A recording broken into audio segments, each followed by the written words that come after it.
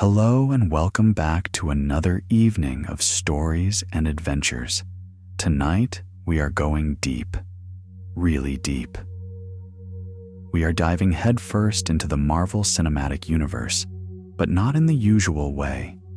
We are not going to be walking through every single film in order or talking about plot twists and post-credit scenes.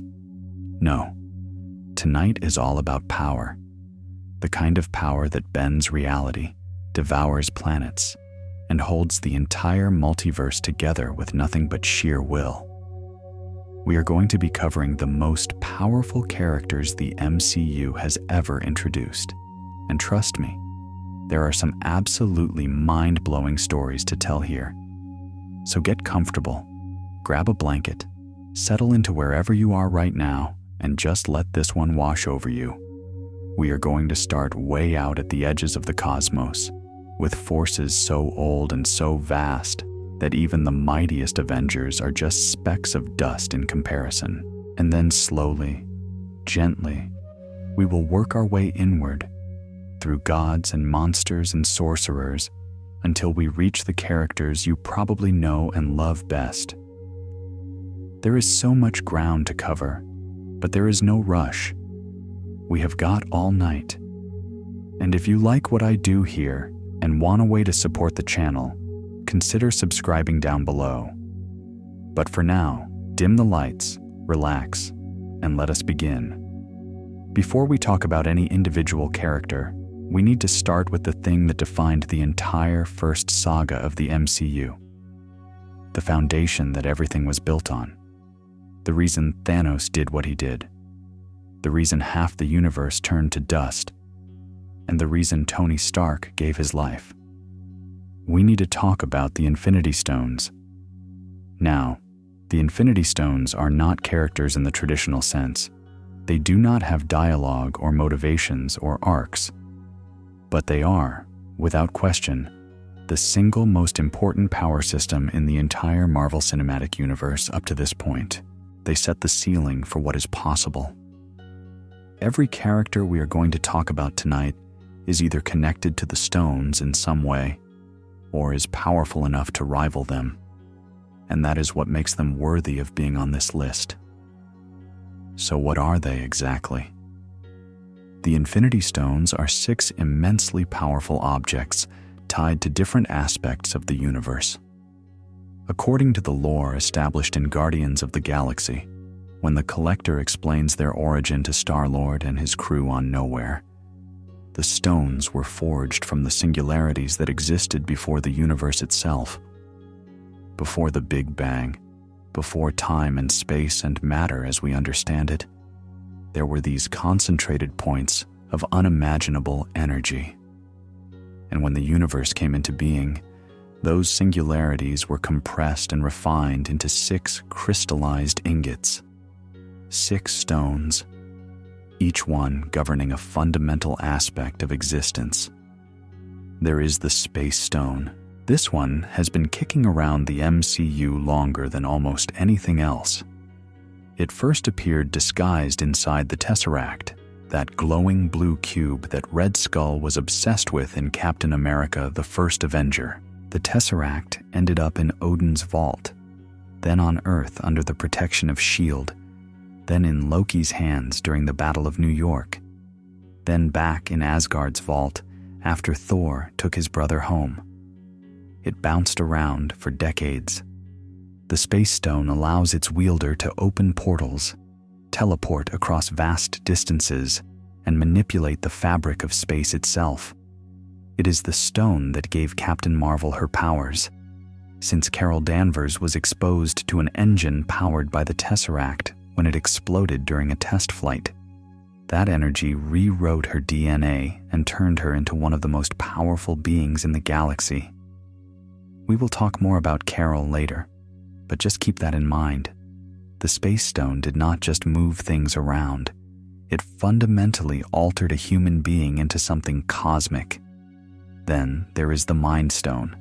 This is the one that was hidden inside Loki's scepter when he arrived on Earth in the Avengers. The scepter could control minds, which is how Loki turned Hawkeye and Eric Selvig into his puppets during the invasion.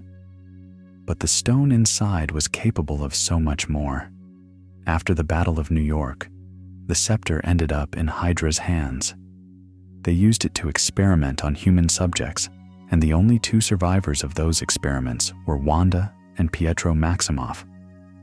The Mind Stone gave Wanda her powers: telekinesis, telepathy, energy manipulation, and eventually something far deeper and more terrifying that we will get into when we cover her section. Pietro got super speed from the same experiments. Later, Tony Stark and Bruce Banner used the Mind Stone's energy to accidentally create Ultron, and then intentionally create Vision, an android whose entire consciousness was built around the stone. It sat right there in his forehead, giving him life, intelligence, and incredible power. The Mind Stone is arguably the most narratively important of the six because it created or empowered so many key characters. The Reality Stone came to us in the form of the Ether in Thor: The Dark World. Unlike the other stones, which tend to appear as solid gems or crystalline objects, the Reality Stone manifested as a fluid-like substance, almost like a living red liquid. It can alter the very nature of reality, changing matter at a fundamental level. Malekith, the leader of the Dark Elves, wanted to use it to plunge the universe back into darkness during a cosmic event called the Convergence. He nearly succeeded. After his defeat, the Asgardians decided it was too dangerous to keep two Infinity Stones in the same vault, since they already had the Tesseract. So they gave the Ether to the Collector for safekeeping, which in hindsight was not the greatest idea, since Thanos later showed up at nowhere and took it without much trouble. The Power Stone is the one we saw first in Guardians of the Galaxy. It was hidden inside the orb that Peter Quill stole from the planet Morag right at the start of the film. When the Collector opened the orb and revealed the stone inside, he explained that these 6 stones possess reality warping power capable of destroying entire worlds, and we saw proof of that immediately. The Collector's assistant, thinking she could control the stone, touched it with her bare hand. The raw energy overwhelmed her instantly, causing a massive explosion that destroyed much of the Collector's facility and killed her on the spot. That is what the Power Stone does to someone who is not strong enough. It just obliterates them. Later, Ronan embedded the Power Stone in his Warhammer and tried to use it to destroy Xandar, the home world of the Nova Corps. The only thing that stopped him was the Guardians linking hands and sharing the burden of the stone's power between them, and even then it nearly killed them all. The Time Stone was introduced in Doctor Strange, housed inside an ancient relic called the Eye of Agamotto. The eye had been kept at Kamar Taj, the hidden sanctuary where sorcerers train and protect the Earth from mystical threats. Doctor Strange used the Time Stone to create a time loop that trapped the interdimensional entity Dormammu in an endless cycle. We will talk about that more when we get to Strange's section, but the key thing to understand here is that the Time Stone can rewind, fast forward, or freeze time in localized areas. It can undo destruction, reverse death, and essentially give its wielder control over the single most powerful force in the universe, which is time itself. Strange later used it on Titan to look forward through over 14 million possible futures, searching for the one single outcome where the Avengers could beat Thanos. He found exactly one, and that one required him to give the Time Stone to Thanos willingly. Which brings us to the last and perhaps most mysterious of the 6, the Soul Stone. This is the one that stayed hidden the longest. For years, fans speculated about where it might be. Theories ranged from Wakanda to Heimdall to the quantum realm. But the truth turned out to be far more haunting. The Soul Stone was on a desolate planet called Vormir, guarded by a figure nobody expected to see again. Red Skull. Johann Schmidt, the villain from Captain America: The First Avenger, had been transported to Vormir decades earlier when the Tesseract reacted to his touch and flung him across the galaxy. He was cursed to serve as the stone's gatekeeper for eternity, guiding others to claim it, but never being able to take it for himself. And here is the horrible catch. The Soul Stone demands a sacrifice. Not just any sacrifice. You have to give up the thing you love most, a soul for a soul. When Thanos arrived on Vormir with Gamora, she laughed at first. She thought the stone was safe because she believed Thanos loved nothing. But Red Skull turned to Thanos and confirmed it. Thanos did love something. He loved Gamora. She was the daughter he had raised, the one person in the universe he cared about. And in one of the most emotionally devastating moments in the entire MCU, Thanos wept as he threw Gamora from the cliff. He did not want to, but he believed his mission demanded it, and the Soul Stone appeared in his hand. That scene tells you everything about the Infinity Stones. They are not just power, they are cost. Every stone came with a price. The Space Stone cost Carol Danvers her identity for years. The Mind Stone cost Vision his life, twice. The Reality Stone nearly consumed Jane Foster. The Power Stone killed the Collector's assistant the instant she touched it. The Time Stone demanded Strange give up his greatest weapon to save a future he could barely see. And the Soul Stone required the most personal sacrifice imaginable. When Thanos finally assembled all 6 stones in his gauntlet and snapped his fingers, the combined power was enough to erase half of all life in the entire universe in an instant. Trillions upon trillions of living beings simply ceased to exist. On Titan, Peter Parker felt it happening to his body before anyone else, his spider sense screaming. He turned to Tony Stark, terrified, and said those words that still haunt people to this day. "Mr. Stark, I don't feel so good." And then he was gone. Dust. Along with Black Panther, Falcon, Scarlet Witch, Bucky Barnes, Doctor Strange, most of the Guardians of the Galaxy, and half of every civilization in existence. And when the surviving Avengers tracked Thanos down in the opening of Endgame, hoping to undo what he had done, they found something almost worse than the snap itself. Thanos had used the stones a second time, not to kill, but to destroy the stones themselves. He reduced them to atoms, ensuring that no one could ever reverse his work. Thor, in a moment of pure rage and grief, beheaded Thanos right there. But it changed nothing. The stones were gone. The damage was done. It was only 5 years later, through the invention of time travel and the incredible bravery of the Avengers during the time heist, that the stones were gathered again from different points in history. Bruce Banner, now merged permanently with his Hulk form and possessing the combined intelligence and strength of both, put on a new gauntlet and snapped his fingers. The gamma radiation nearly destroyed his arm, but it worked. Half of all life returned. And then, in the final battle of Endgame, when all seemed lost and Thanos had seized the gauntlet again, Tony Stark pulled off the most important sleight of hand in cinematic history. He secretly transferred the stones from the gauntlet to his own suit. And when Thanos declared himself inevitable and snapped his fingers to nothing, Tony looked at him, stones glowing across his knuckles, and said, "And I am Iron Man." His snap disintegrated Thanos and his entire army, but the power of all 6 stones flowing through a mortal human body was too much. Tony Stark, the man who started the entire MCU, died saving it.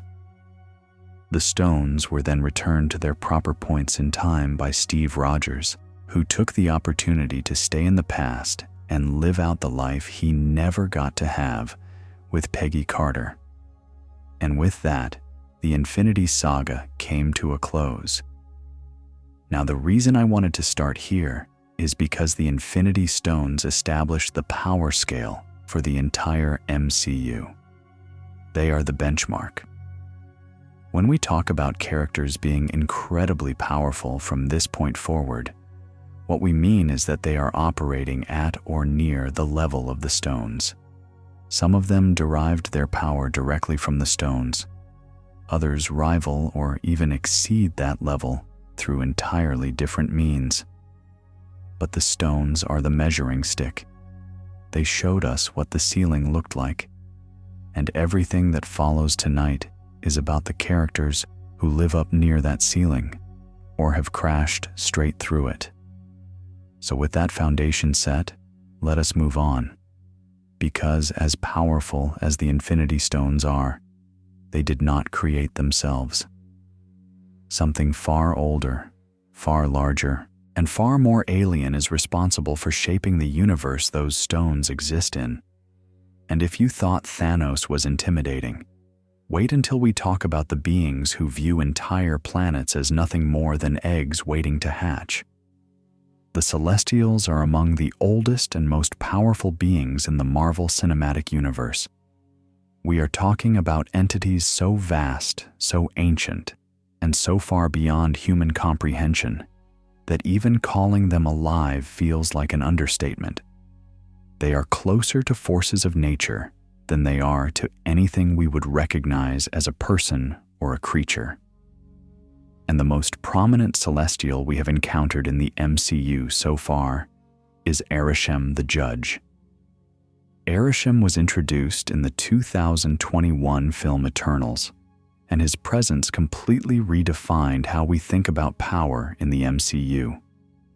Before Eternals, the biggest threat the universe had faced was Thanos and the Infinity Stones. That was terrifying enough. But Arishem operates on an entirely different scale. He is not collecting weapons or building armies. He is growing new Celestials inside planets. Let that sink in for a moment. The Earth itself, in the MCU, was being used as an incubation chamber for a baby Celestial named Tiamat.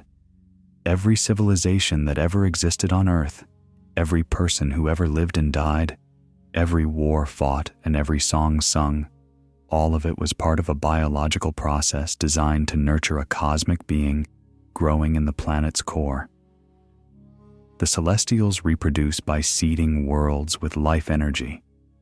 A planet needs intelligent life to develop and thrive over thousands of years, and that collective life energy feeds the celestial embryo growing inside.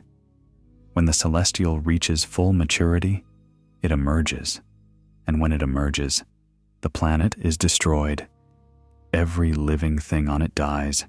That is not a side effect. That is the design. Arishem engineered this system. He views it as natural, necessary, the way the universe renews itself. New Celestials are born. They go on to seed new galaxies, and the cycle continues. Individual civilizations are, to Arishem, essentially nutrients. To manage this process, Arishem created two species.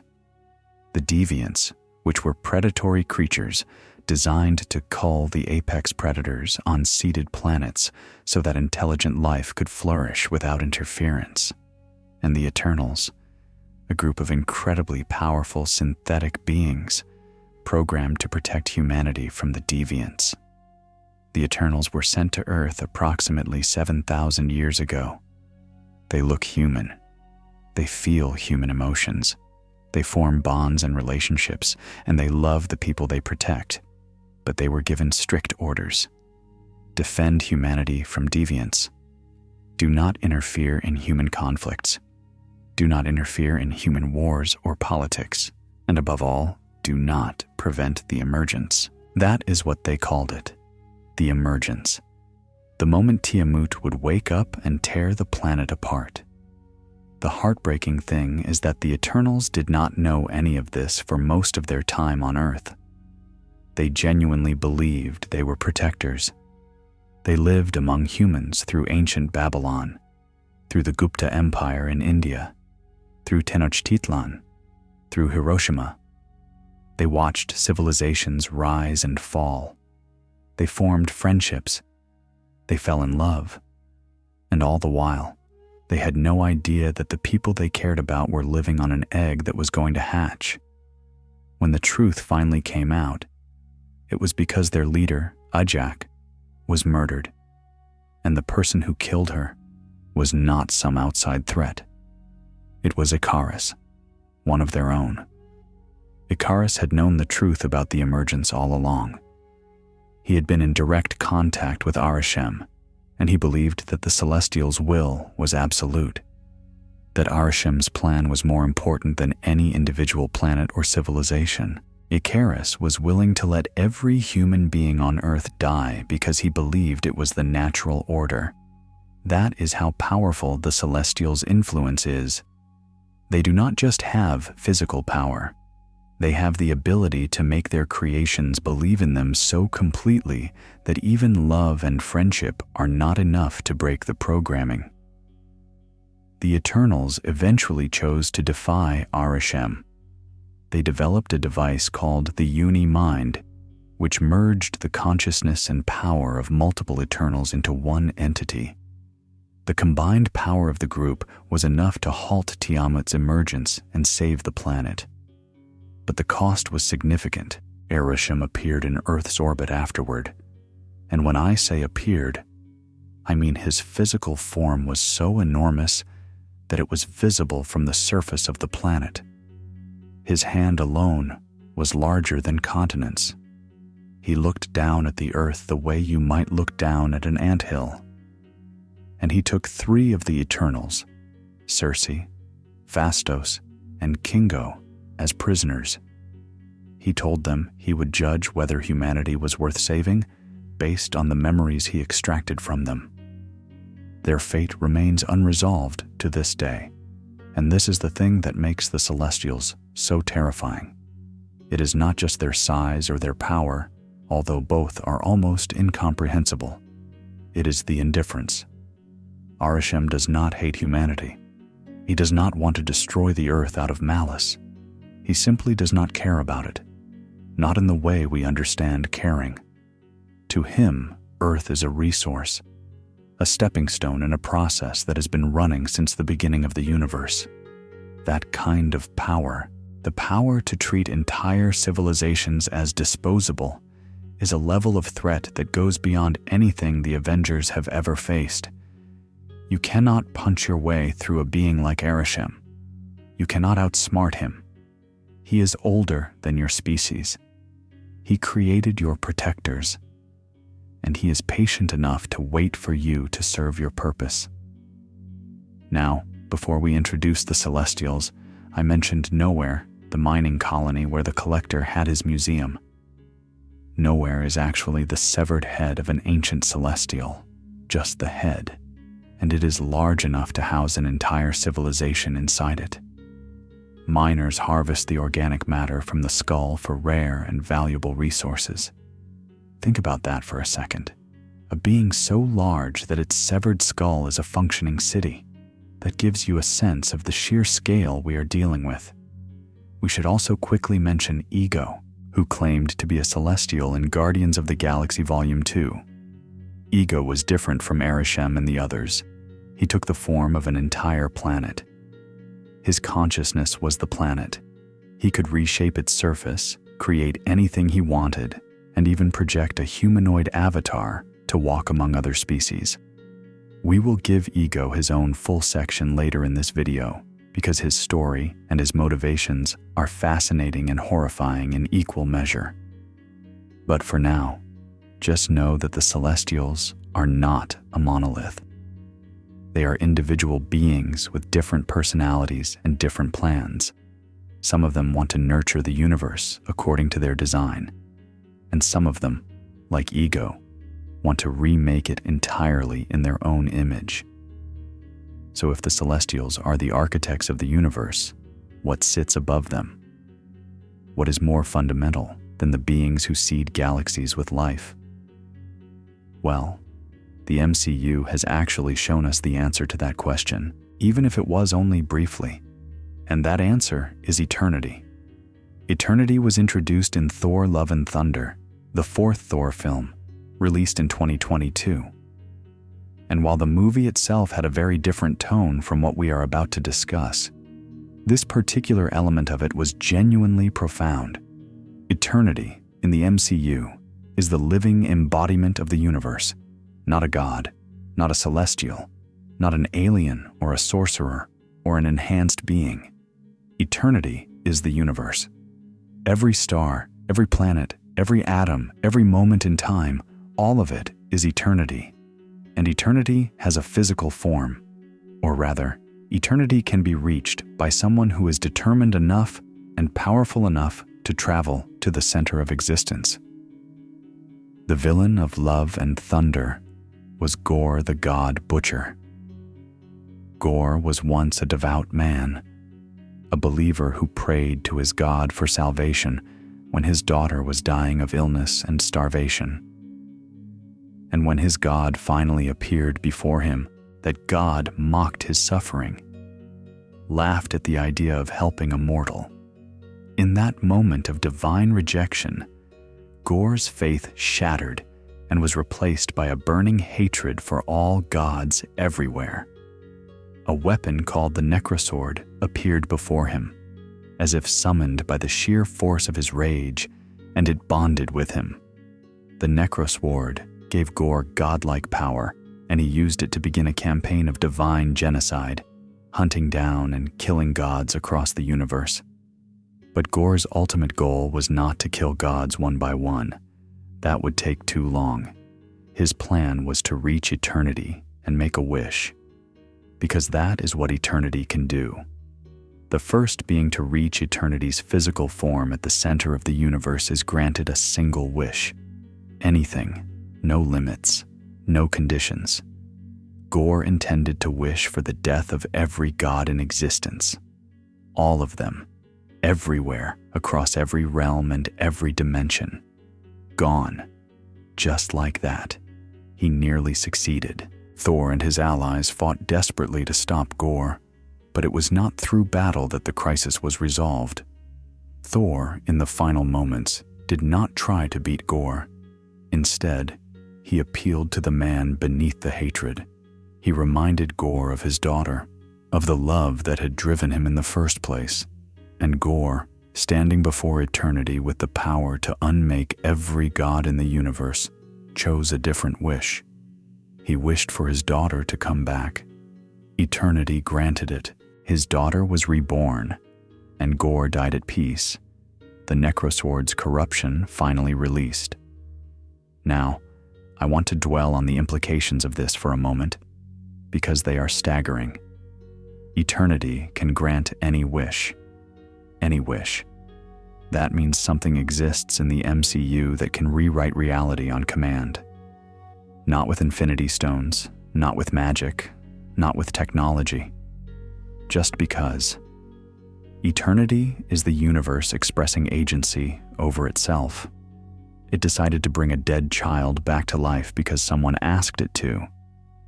It could just as easily have erased every god, or erased every mortal, or rewound time to the beginning, or fast-forwarded it to the end.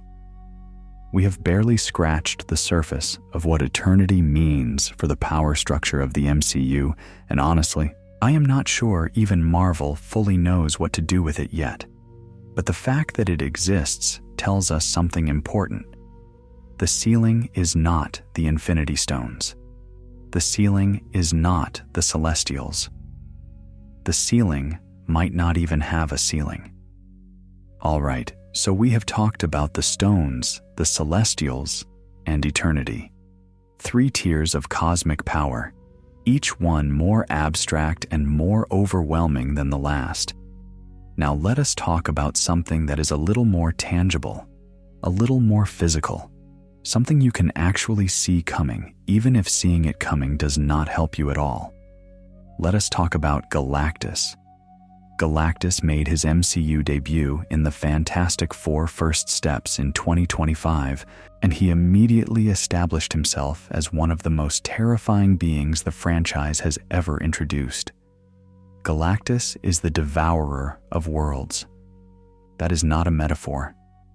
That is literally what he does. He consumes entire planets to sustain himself. Not the people on them, not the resources, the whole planet. He breaks them apart and absorbs their energy the way you or I might eat a meal. And he has been doing this since before the current universe existed. Galactus predates creation itself. He is a remnant of a previous cosmos, a being so old and so fundamental that he exists outside normal categories of life and death. And the key thing to understand about Galactus is that he is not evil. He is not a villain in the way Thanos was a villain. Thanos had a philosophy. He had a plan. He believed he was right. Galactus does not believe anything. He hungers. That is it. He needs to eat worlds to survive, and so he eats worlds. He is as indifferent to the civilizations he destroys as a whale is indifferent to the plankton it swallows. There is no reasoning with Galactus. There is no appealing to his better nature. He does not have one. He is a force of the cosmos doing what forces of the cosmos do. In First Steps, the Fantastic Four discovered Galactus when he set his sights on Earth. And the thing that made the situation truly desperate was not just his power, but the fact that nothing they tried could even slow him down. The team confronted Galactus on his massive ship, a vessel so enormous it dwarfed everything around it. They tried to reason with him. They tried to appeal to whatever consciousness might exist inside that colossal form. But Galactus is fundamentally alien to human morality. He acknowledged their existence the way you might acknowledge an insect, and then he continued toward Earth. Galactus does not work alone, though. He has a herald. In the MCU, that herald is the Silver Surfer, known as Shalla-Bal. The Silver Surfer serves as Galactus's scout, flying ahead on a cosmic surfboard to find suitable worlds for consumption. The Surfer possesses the power cosmic, an energy source of almost limitless potential.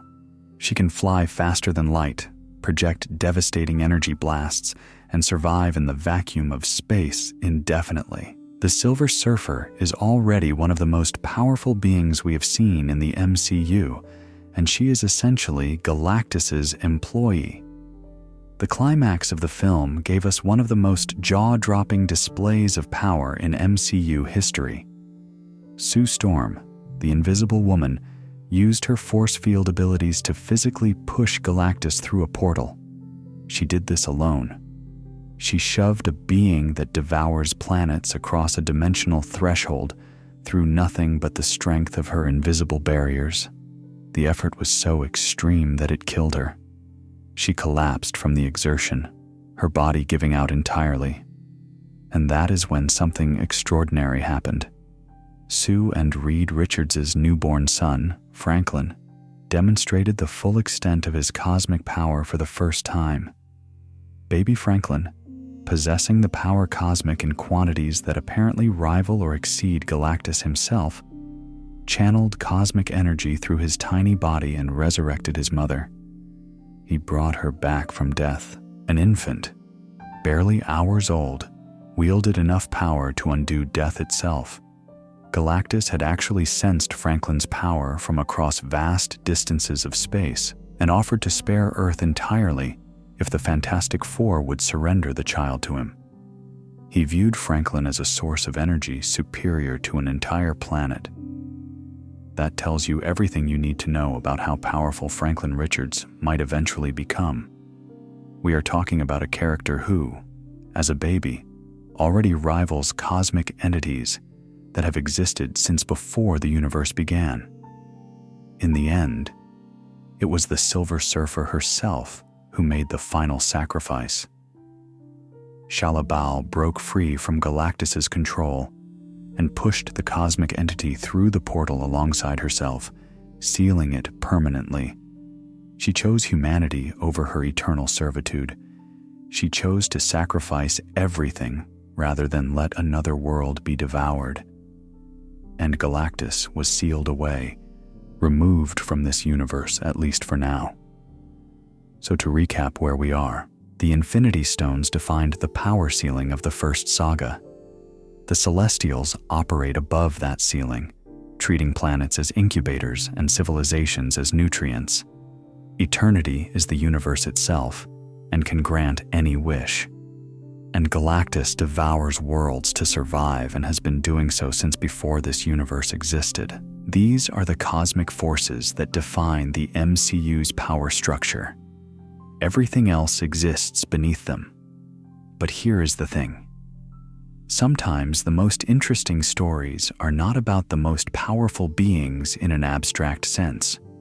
They are about the individuals who stood against those cosmic forces and refused to break. And the first individual we need to talk about, the one who looked the entire cosmos in the eye and said, "I will take half," is Thanos.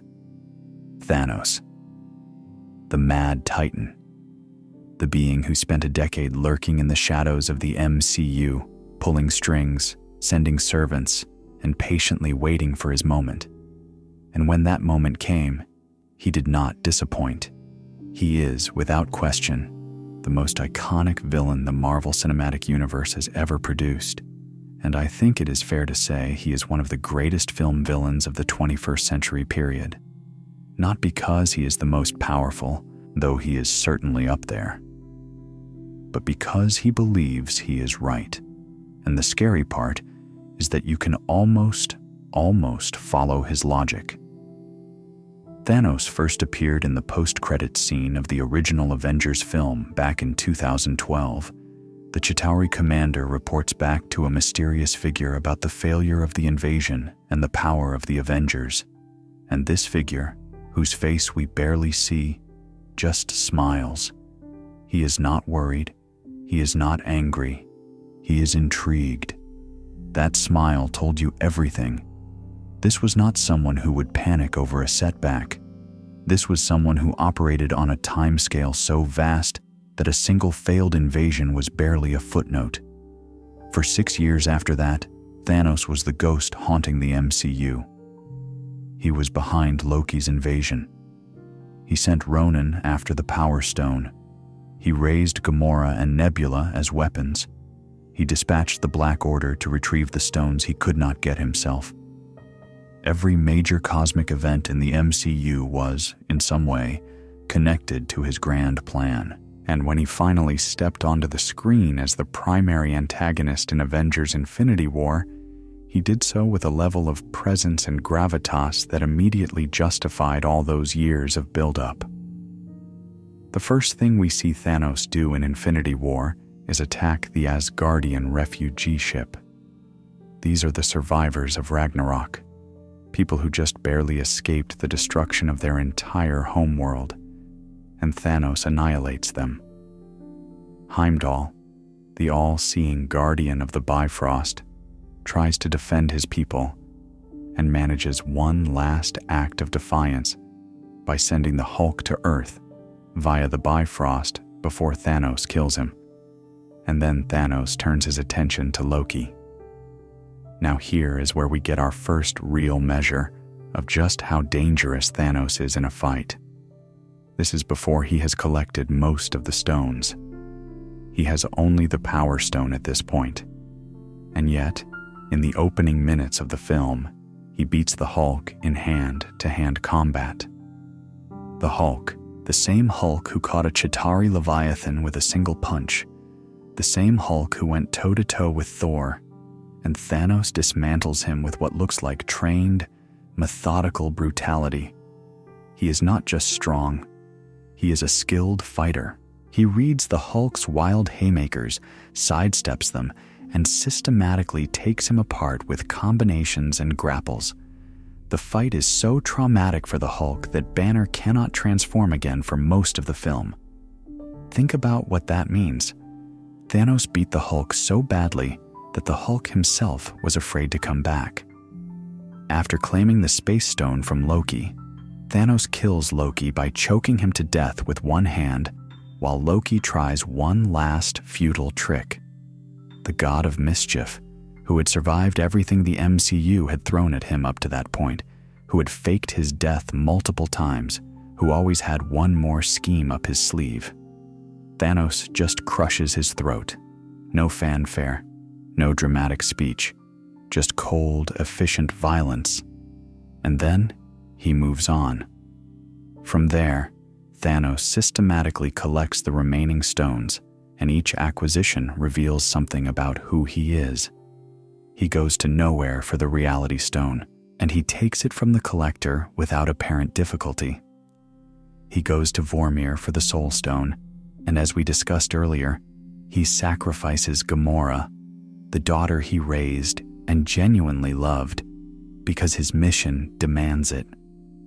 He goes to Titan and fights the combined forces of Iron Man, Doctor Strange, Spider-Man, Star-Lord, Drax, Mantis, and Nebula, and he beats them, all of them. Together, they almost won. They came heartbreakingly close to pulling the gauntlet off his hand. But Star-Lord, learning in that moment that Thanos had killed Gamora, lost control. He struck Thanos in a rage, and that moment of grief was enough to break Mantis's hold and let Thanos recover. It is one of the most painful what-if moments in the entire MCU. But what really defines Thanos is not his physical power, impressive as it is his conviction. Thanos comes from the planet Titan, a world that was once a paradise. Titan's population grew too large, consumed too many resources, and the civilization collapsed.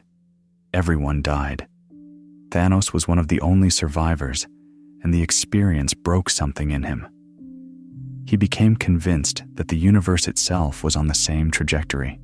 Too many mouths, not enough food, too much life, not enough resources, and his solution was simple, brutal, and mathematically clean. Eliminate half of all life, random, dispassionate, fair, rich and poor alike. No preference, no prejudice, just balance. He calls this mercy. And the thing is, within the logic of his own experience, he is being consistent. He watched his own world die from overconsumption. He tried to warn them. They called him mad. And then they all died anyway.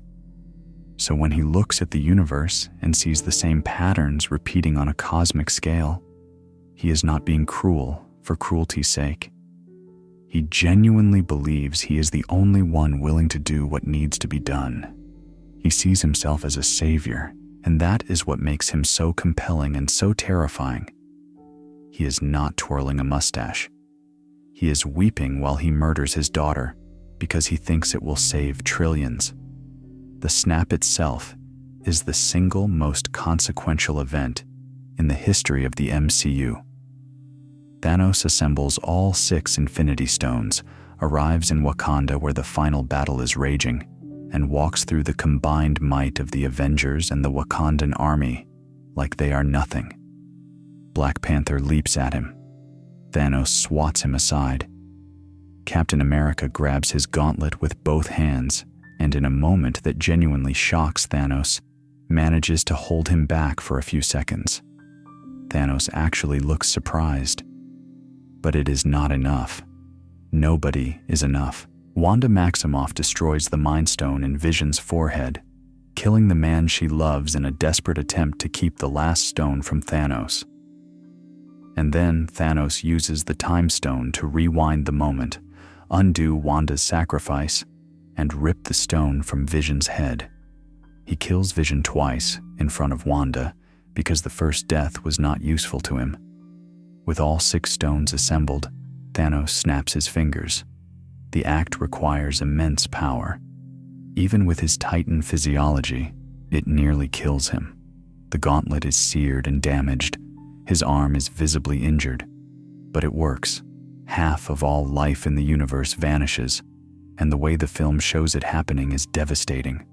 Not with explosions or destruction, just silence. People turning to dust. Friends reaching for each other and finding nothing. Peter Parker clinging to Tony Stark, terrified, begging not to go. That scene still gets me. The way Tom Holland played it, that raw teenage fear of dying, and Robert Downey Jr.'s expression of absolute helplessness as the kid he was supposed to protect dissolves in his arms. That is not a superhero moment. That is a tragedy. And then, in the opening of Endgame, the remaining Avengers find Thanos and kill him. Just like that. Thor chops off his head, but it does not matter. The stones are destroyed. The dead are still dead. Thanos won. For 5 years, he won. The universe operated at half capacity, and there was nothing anyone could do about it. When the Avengers eventually figured out time travel and went back to collect the stones from the past, they were not fighting the Thanos they had killed. They were fighting a younger version, the 2014 Thanos, who had not yet begun his collection. And this Thanos, upon learning what his future self had accomplished, decided to go even further. He looked at the timeline the Avengers came from, a universe that was traumatized and divided and grieving, and he concluded that his original plan had been too small. Killing half was not enough. People mourned, people resisted, people tried to undo it, so this Thanos decided he would destroy the entire universe and rebuild it from scratch. A grateful universe that would never know what it had lost.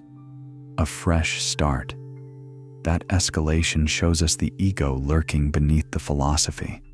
Thanos does not just want balance. He wants to be proven right. He wants a universe that validates him. The final battle of Endgame is the largest and most spectacular action sequence the MCU has ever produced. Thanos brings his entire army through a time portal and lays siege to the Avengers' compound. What follows is a war on an unimaginable scale. And it is during this battle that we see some of the most incredible displays of individual power in the franchise. Steve Rogers lifts Mjolnir. He is worthy. Thor's hammer responds to his call, and Captain America wields the power of a god alongside his vibranium shield. It is one of the most cathartic moments in cinematic history. Thor sees it happen and shouts, "I knew it," and the audience feels that same satisfaction.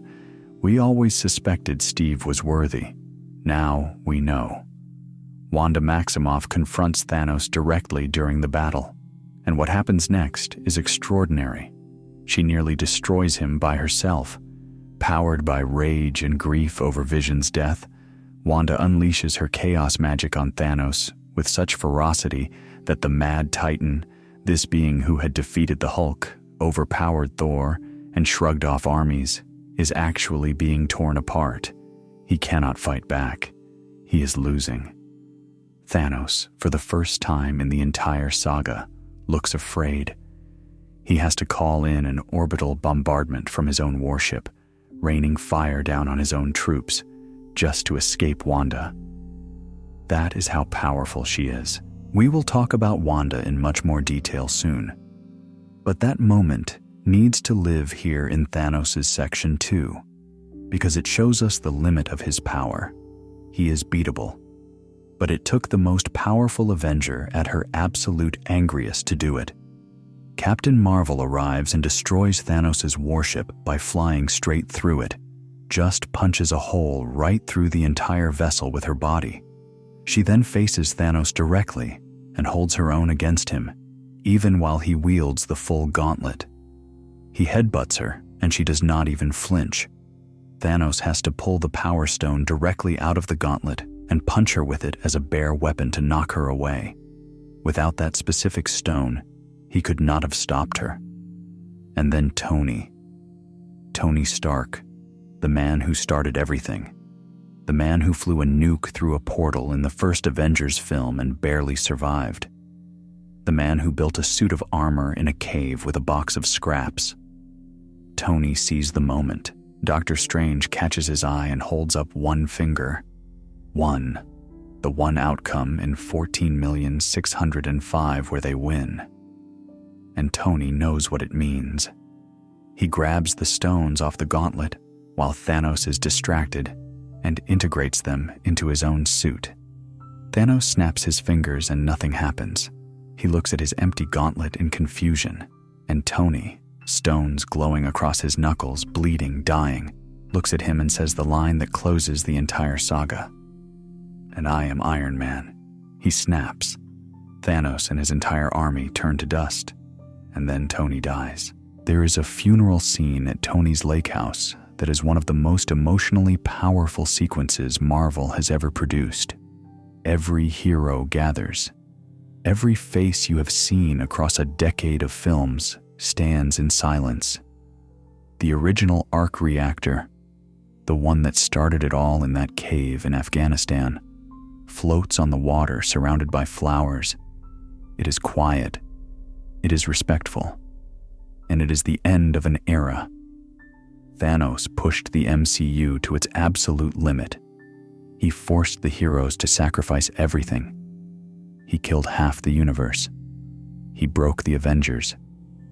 And even in defeat, his shadow hangs over everything that came after.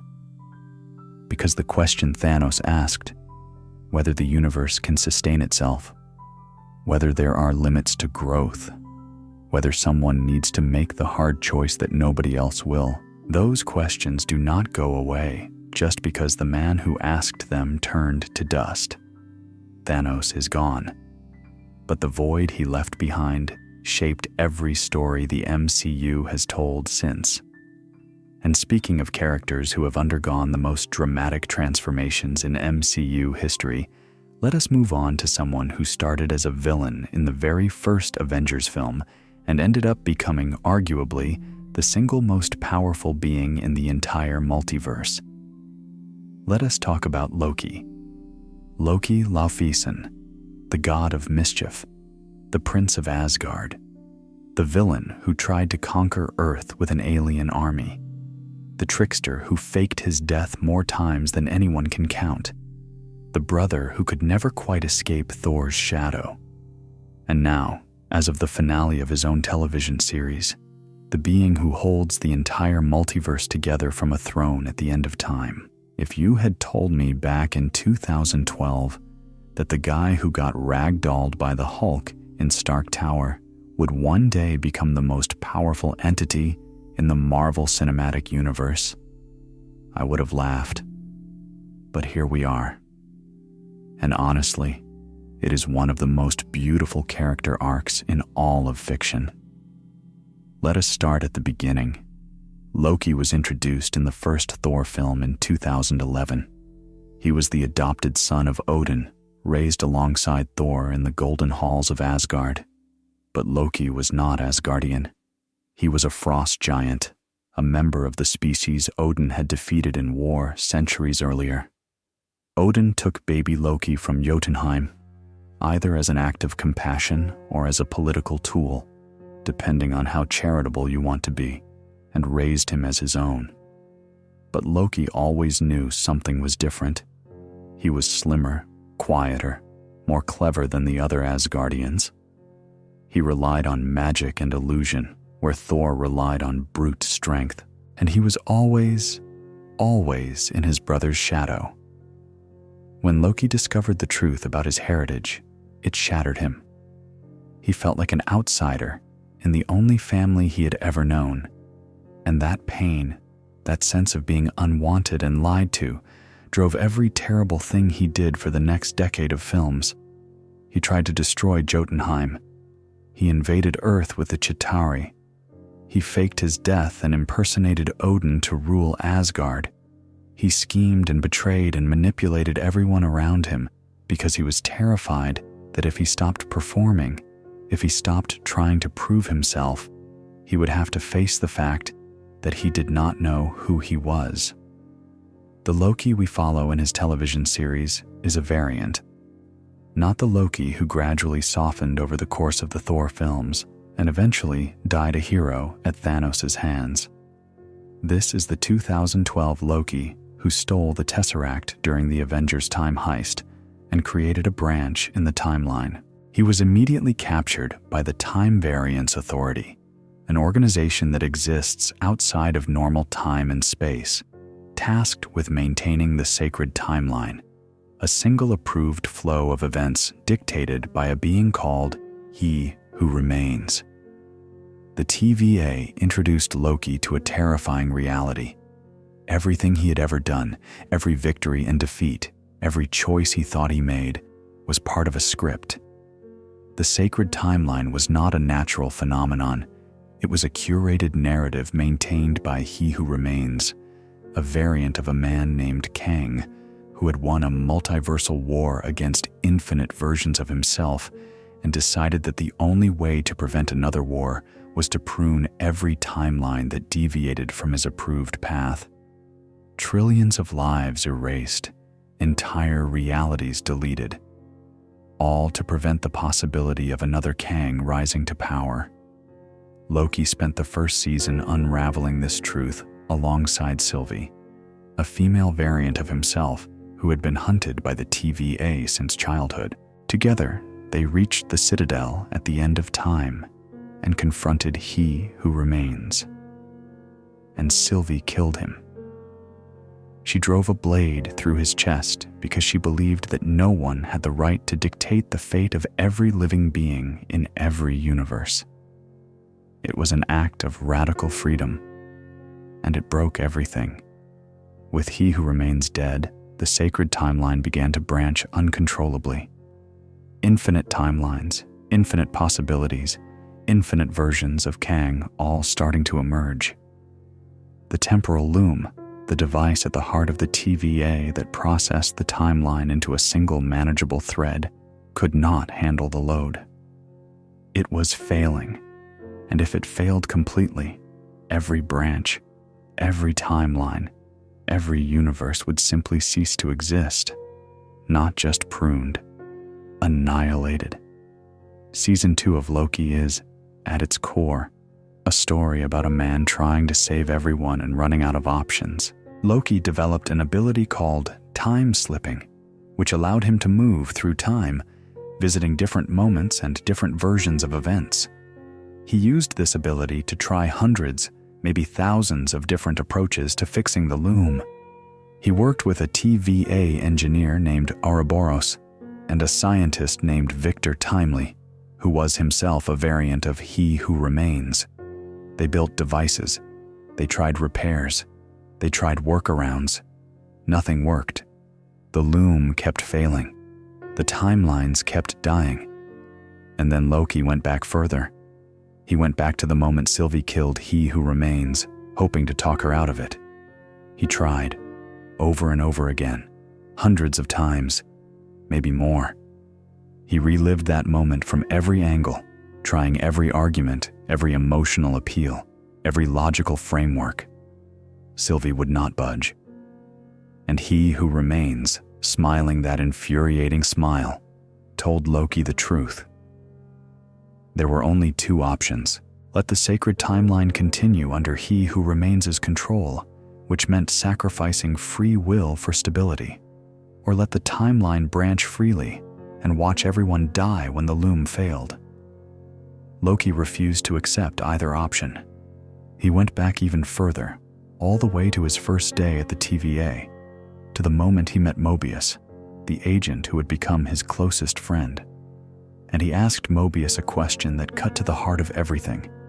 He asked him how to make a choice when all the options require losing someone. Mobius did not have an answer, but the conversation gave Loki something he needed: the clarity to stop looking for a solution that already existed and start creating one that did not. Loki returned to the moment the temporal loom was failing. Victor Timely was walking the gangway to try to repair it, and as he had done in every previous loop, the temporal radiation destroyed him. But this time, Loki did not try to save Timely. He stepped onto the gangway himself. His TVA clothing disintegrated from the radiation, and in its place, his magic produced something new: a green and gold costume, a horned crown, the armor of a god who finally knew what kind of god he needed to be. Loki walked to the end of the gangway and destroyed the temporal loom with his bare hands. The branches of the timeline began to scatter and die, fading into nothing. And Loki reached out and grabbed them. He took every dying timeline, every crumbling reality, every fading universe into his hands, and he pulled them together.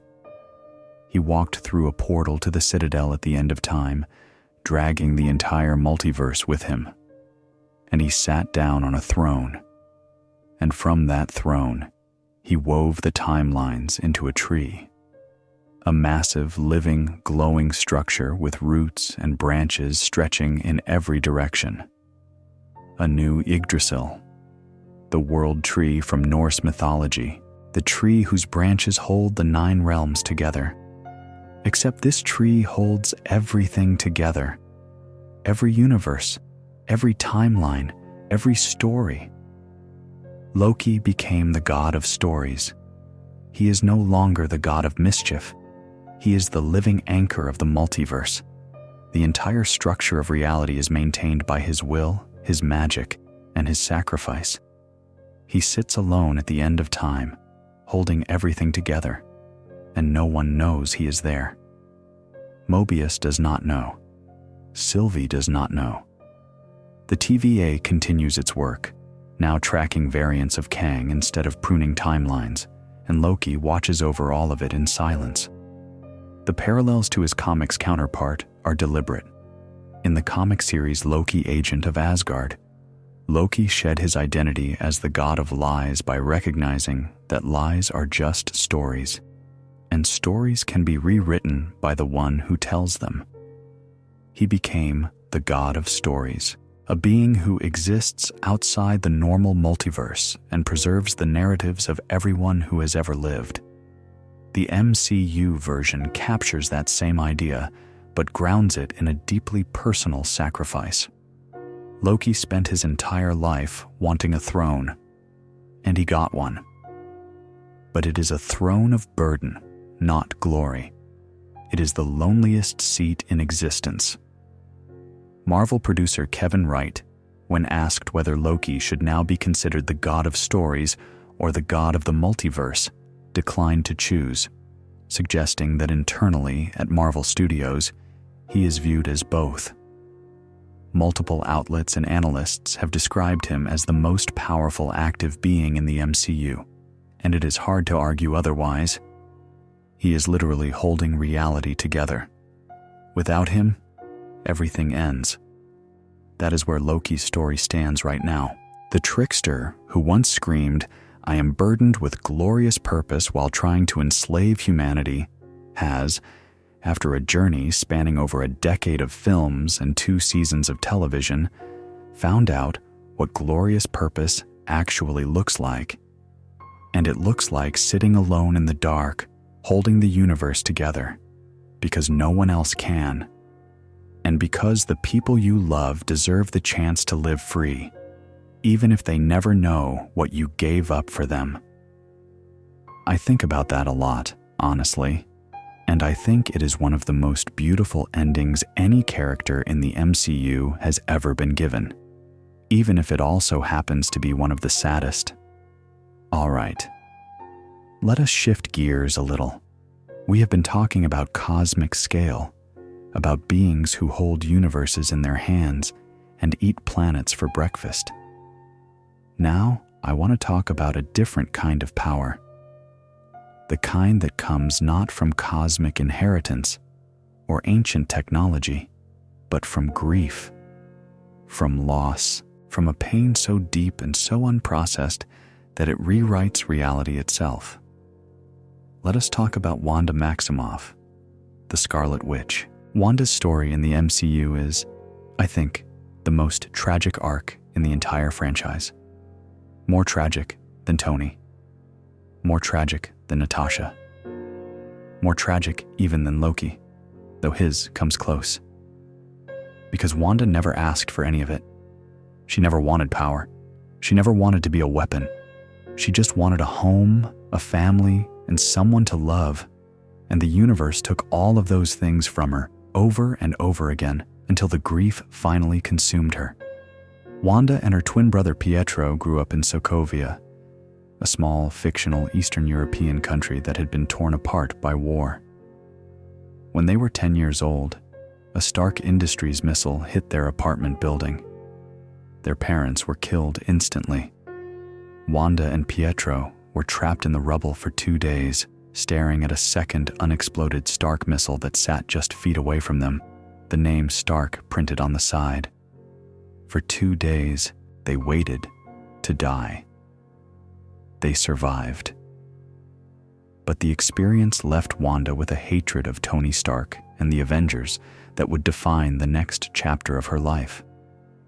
She and Pietro volunteered for Hydra's experiments with Loki's scepter, which contained the Mind Stone. Most of the subjects died. Wanda and Pietro survived. Pietro gained super speed, and Wanda gained abilities that, at first, seemed like telekinesis and telepathy. She could move objects with her mind. She could project fear and hallucinations into people's thoughts. She could generate blasts of red energy. Hydra saw her as a weapon. The Avengers saw her as a threat. And Wanda, still a grieving, angry young woman, did not fully understand what she had become. It was not until much later that the true nature of Wanda's power was revealed. She is not simply an enhanced human who got lucky with a magic rock.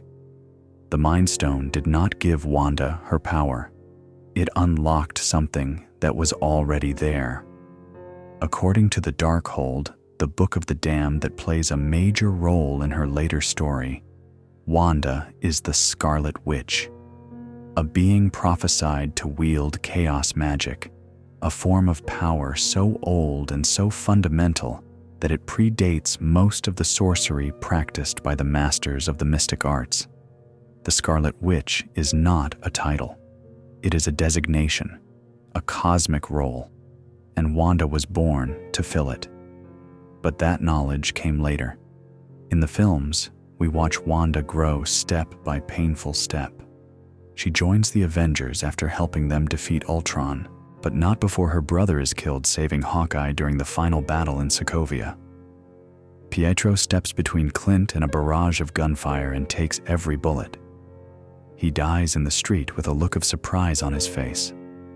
And Wanda, feeling her twin die across their psychic bond, unleashes a scream of energy that destroys every remaining Ultron drone in her vicinity. It is our first real glimpse of what she is capable of when emotion overrides control. After that, Wanda falls in love with Vision, the android created from the Mind Stone, Vibranium, Tony Stark's AI, and Thor's lightning. They find each other unlikely as it sounds. Two beings who are not quite sure what they are, who exist in a space between human and something else, and who discover that the most human thing they share is the ability to love. Their relationship is sweet and quiet and private, and it is doomed from the moment it begins, because the Mind Stone in Vision's forehead is one of the things Thanos is coming for. In Infinity War, Wanda is forced to destroy the Mind Stone while it is still in Vision's head. She kills the man she loves to save the universe.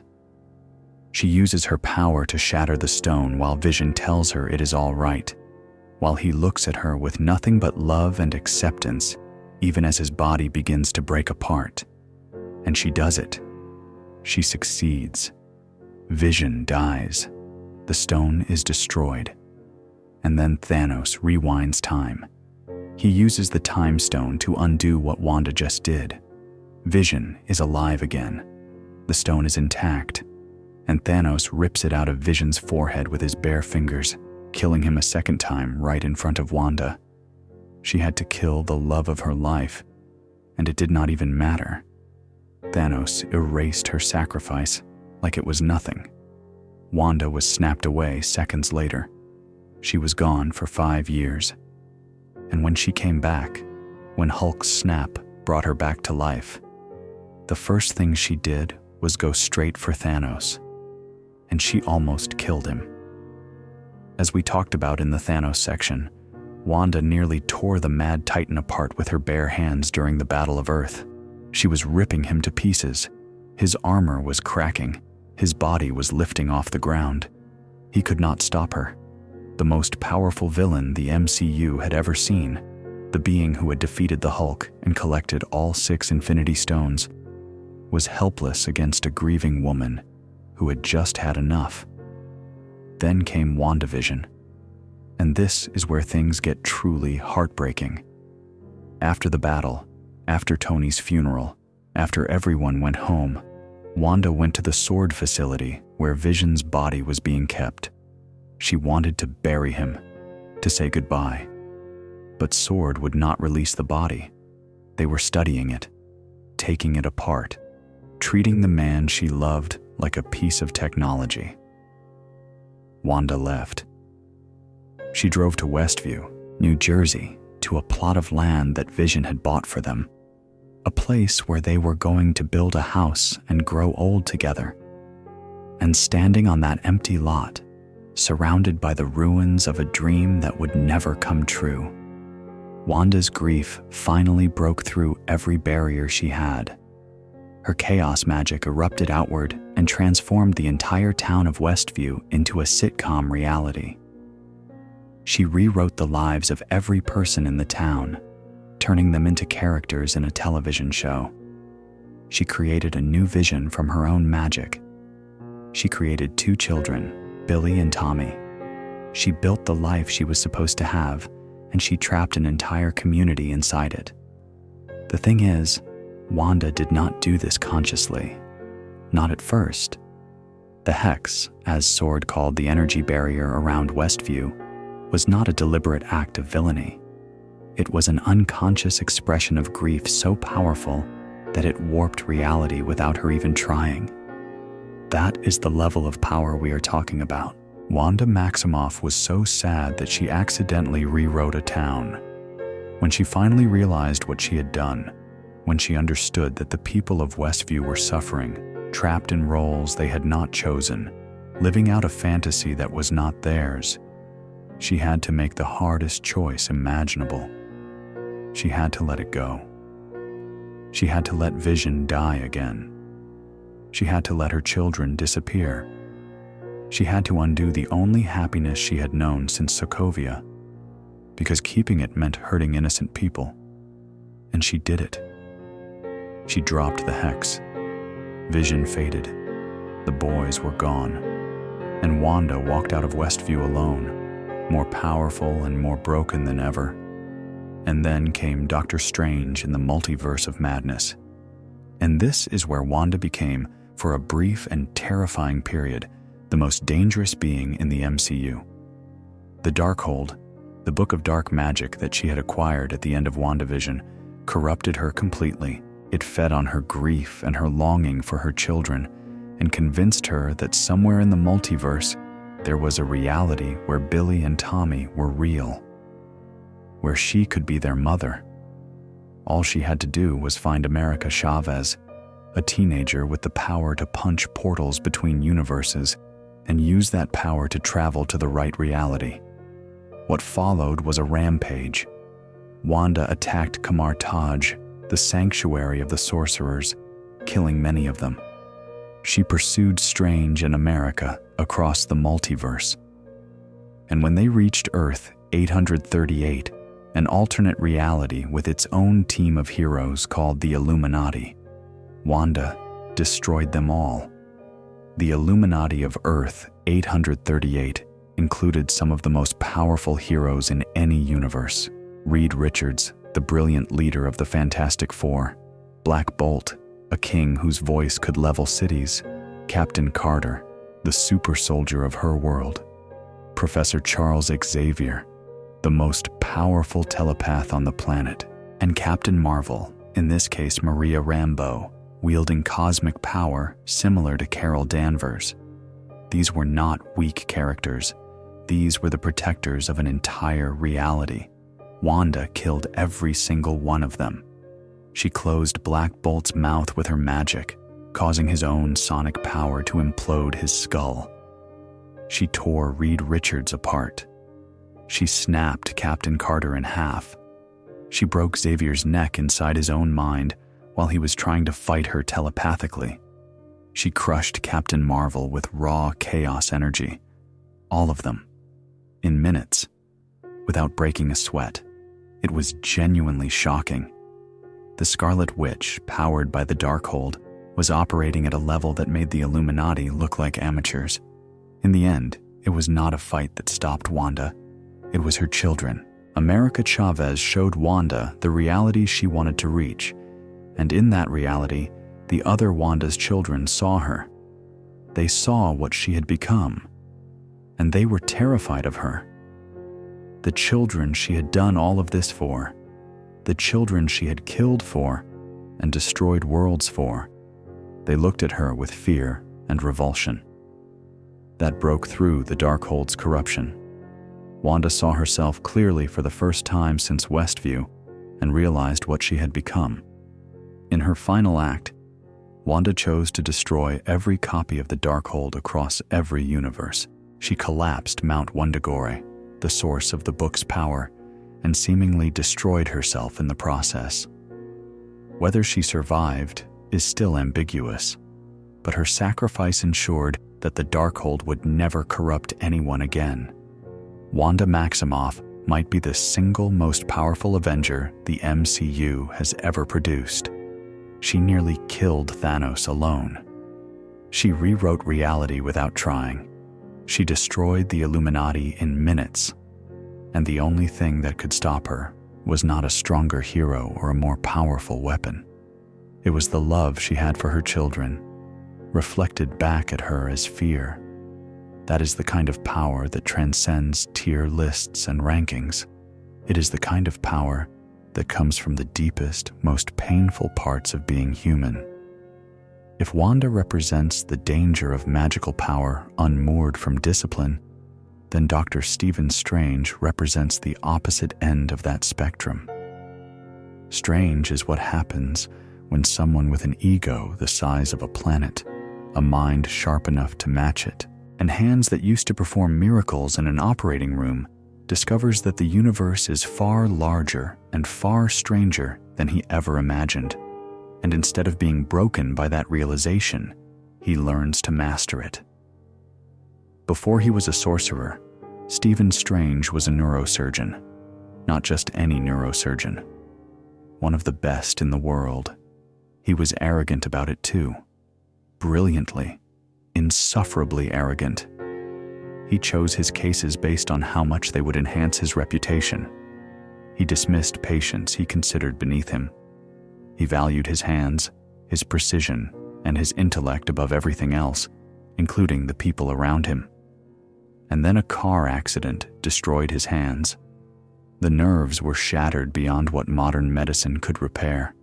And just like that, the thing that defined him, the thing that made him special, was gone. Desperate for a cure, Strange spent his fortune on experimental surgeries. Nothing worked. He was broken, and without purpose. And then he heard about a place called Kamar Taj, a hidden sanctuary in Kathmandu, where a woman called the Ancient One was said to perform impossible healings. Strange went there expecting medicine. What he found was magic. The Ancient One is an important figure in this story because she is the one who cracked Strange's worldview open. She was hundreds of years old, sustained by a connection to the dark dimension, and she possessed knowledge and power that transcended human understanding. When Strange demanded healing, she refused.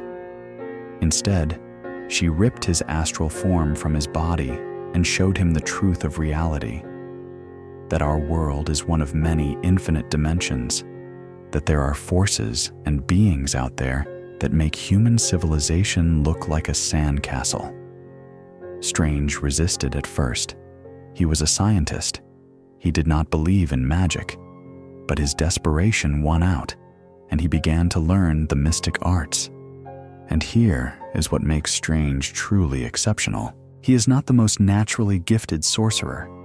He does not have innate chaos magic like Wanda or a birthright connection to cosmic energy like Thor. What he has is an eidetic memory, an obsessive work ethic, and a willingness to push boundaries that makes even the Ancient One nervous. Strange learned faster than anyone before him. He mastered the sling ring, which creates portals between locations. He studied the Eye of Agamotto, which contains the Time Stone, even though he was explicitly told not to. He read forbidden texts. He experimented with time manipulation.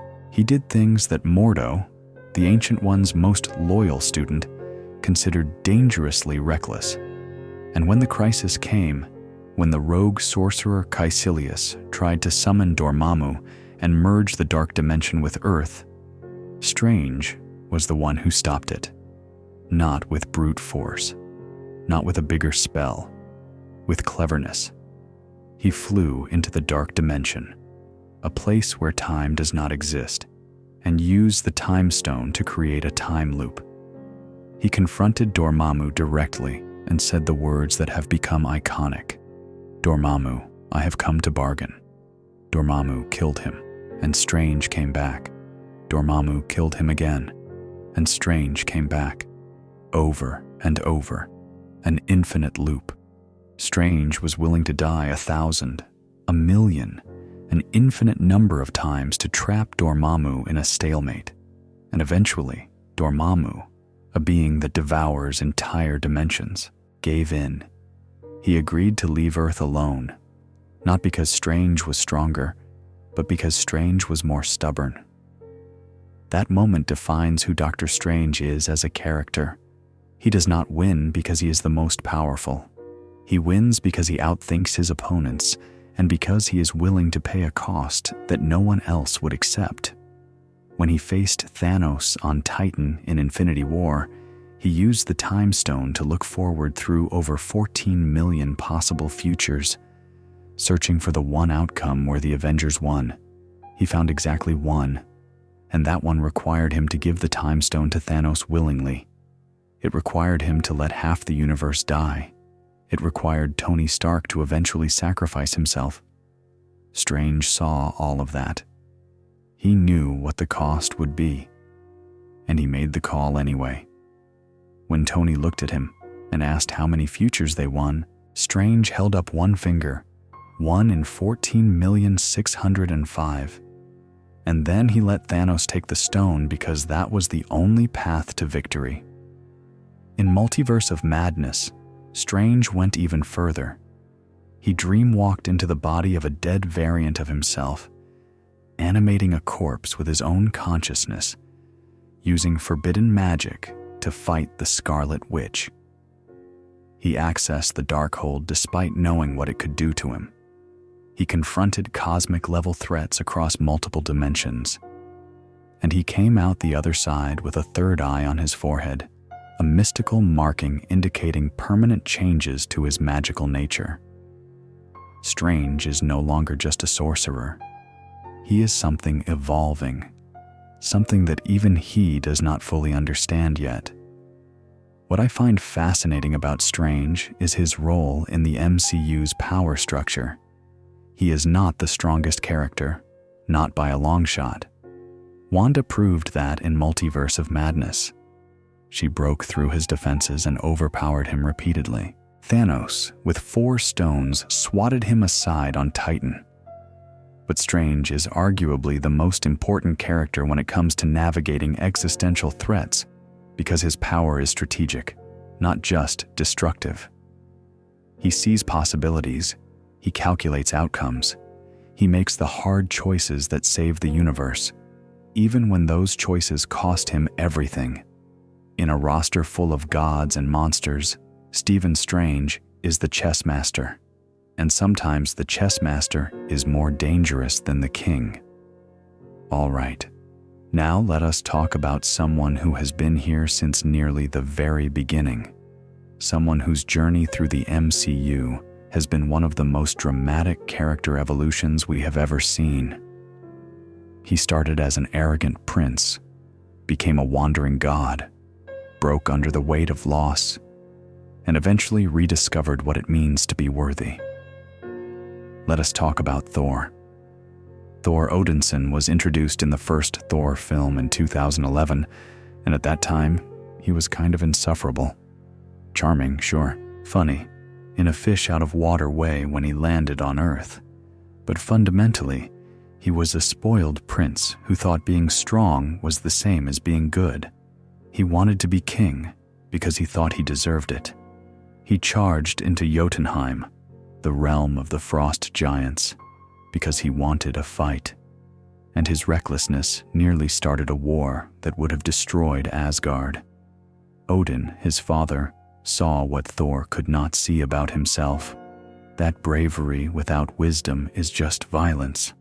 That strength without compassion is just tyranny. So Odin stripped Thor of his powers, of his armor, and most importantly, of Mjolnir, the enchanted hammer that had been Thor's most iconic weapon. Odin banished Thor to Earth as a mortal and placed an enchantment on Mjolnir. Whoever holds this hammer, if he be worthy, shall possess the power of Thor. The hammer fell to Earth separately, and no one could lift it. Not shield agents, not scientists, not Thor himself when he finally found it. He grabbed the handle and pulled with everything he had, and it did not budge. For the first time in his life, Thor was not good enough. It was not until Thor chose to sacrifice himself to protect the people of a small New Mexico town from the Destroyer, an Asgardian weapon Loki had sent to kill him, that the enchantment broke. Thor stood in front of a machine that could annihilate him and said he was sorry. He accepted his death without ego, without a desire for glory, just a man trying to save people he cared about. And Mjolnir came to him. It flew across the desert and landed in his hand, and in an instant his power returned. Lightning erupted from the sky, his armor materialized, and Thor, for the first time, was worthy. Not because he was strong, but because he was willing to give up his strength. That theme of worthiness versus raw power runs through Thor's entire MCU arc. Over the next several films, Thor faces loss after loss after loss. His mother Frigga is killed in the Dark World. His father Odin dies in Ragnarok. His sister Hela, revealed to be Odin's firstborn and the goddess of death, destroys Mjolnir with her bare hand, shatters it into pieces without apparent effort. She conquers Asgard, kills most of its warriors, and raises an army of the undead. Thor loses his home, his weapon, his eye, and nearly his spirit. But Ragnarok is also where Thor discovers the most important truth about his power. During the final battle with Hela, when everything seems lost, Thor has a vision. Odin appears to him and asks him a question. "Are you Thor, god of hammers?" And it clicks. Thor's power was never in the hammer. The hammer was a tool, a focus. But the lightning, the storm, the cosmic force of the god of thunder that has always been inside him. Thor summons lightning directly from within his body, channeling it through his hands, his eyes, his entire being. He fights Hela with nothing but raw divine power, and while he still cannot defeat her on Asgardian soil where she draws her strength, he discovers that he is far more powerful than he ever knew. The price of beating Hela is Asgard itself. Thor realizes that the only way to kill her is to trigger Ragnarok, the prophesied destruction of the realm. He places Surtur's crown, which he had been carrying since the start of the film, into the eternal flame, Asgard's source of power. Surtur materializes at full size, a fire giant towering over the realm, and begins the destruction. Hela is destroyed along with Asgard, the connection between her and her homeland broken by the realm's annihilation. The surviving Asgardians escape on a ship, and Thor stands as their king. He has lost his home, his father, his sister, his hammer, and his eye. But he has his people. and he has his brother Loki standing beside him for once. Then Thanos arrives. The opening of Infinity War picks up directly after Ragnarok's end. Thanos destroys the refugee ship, kills Heimdall, kills Loki, and leaves Thor floating in the wreckage. Thor survives because of his Asgardian physiology, but the emotional toll is devastating. He has lost everything. His entire family is dead, his people are scattered or slaughtered, and the being who did it is heading to Earth to finish what he started. Thor's response is to go to Nidavellir, the realm of the dwarves, where the greatest weapons in the universe are forged. There he meets Atri, the last surviving dwarf, who Thanos had enslaved and whose hands Thanos had encased in metal after forcing him to create the Infinity Gauntlet. Together, Thor and Atri forge Stormbreaker, an axe of immense power designed specifically to combat Thanos and the Infinity Stones. The forging nearly kills Thor. The heat of a dying star pours directly over his body as he holds the forge open with his bare hands. He flatlines. His heart stops. But when the axe is complete and Groot provides a handle made from his own arm, Stormbreaker restores Thor completely, and then Thor arrives in Wakanda. This is one of the most electrifying moments in MCU history. The Avengers and the Wakandan army are being overwhelmed by Thanos' forces. Outriders are pouring through the barrier. The heroes are being pushed back, and then the Bifrost opens. Thor descends from the sky, lightning crackling around him. Stormbreaker in one hand, rocket on his shoulder, Groot beside him, and he tears through the battlefield. The entire tide of the battle shifts in an instant. Thanos' generals flee. The Outriders are cut down by the thousands. For a moment, it looks like they might actually win, but they do not. Thanos gets the last stone. He snaps. Thor buries Stormbreaker in Thanos' chest, but it is too late. "You should have gone for the head," Thanos tells him, and then half the universe disappears. By the time Endgame begins, Thor is broken. 5 years of guilt and grief have turned the god of thunder into a recluse. He lives in a small fishing village in Norway, drinking heavily, playing video games, and refusing to engage with the outside world. It is a version of Thor we have never seen. Overweight, depressed, and convinced that he failed everyone. The moment where he travels back in time to Asgard in 2013 and sees his mother is one of the most emotional scenes in the entire film. Frigga sees him, sees what he has become, and loves him anyway. She tells him that everyone fails at who they are supposed to be. The measure of a person is how well they succeed at being who they are.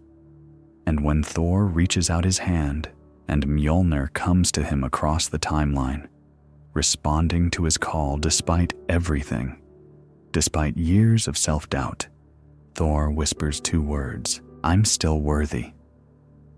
That moment is not about power.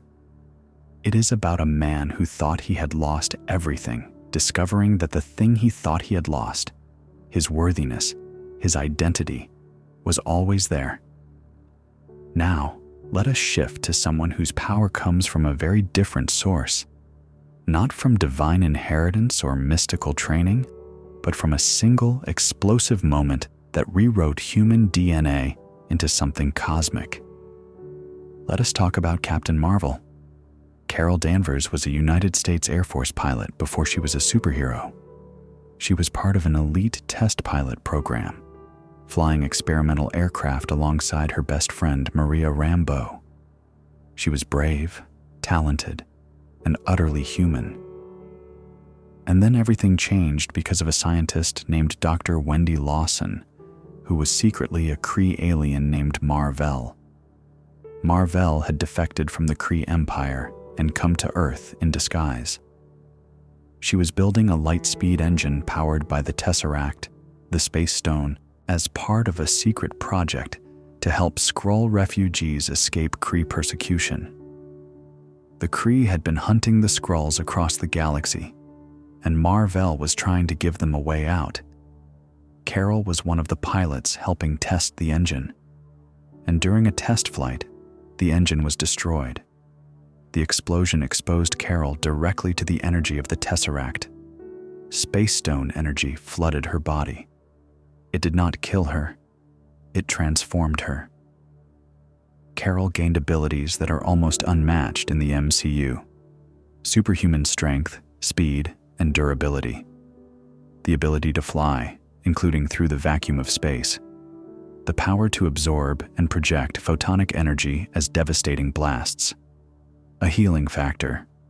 And when she goes full binary, tapping into the deepest reserves of her cosmic energy, she becomes something close to a living weapon. The Kree recognized how dangerous she was. They called her the Annihilator.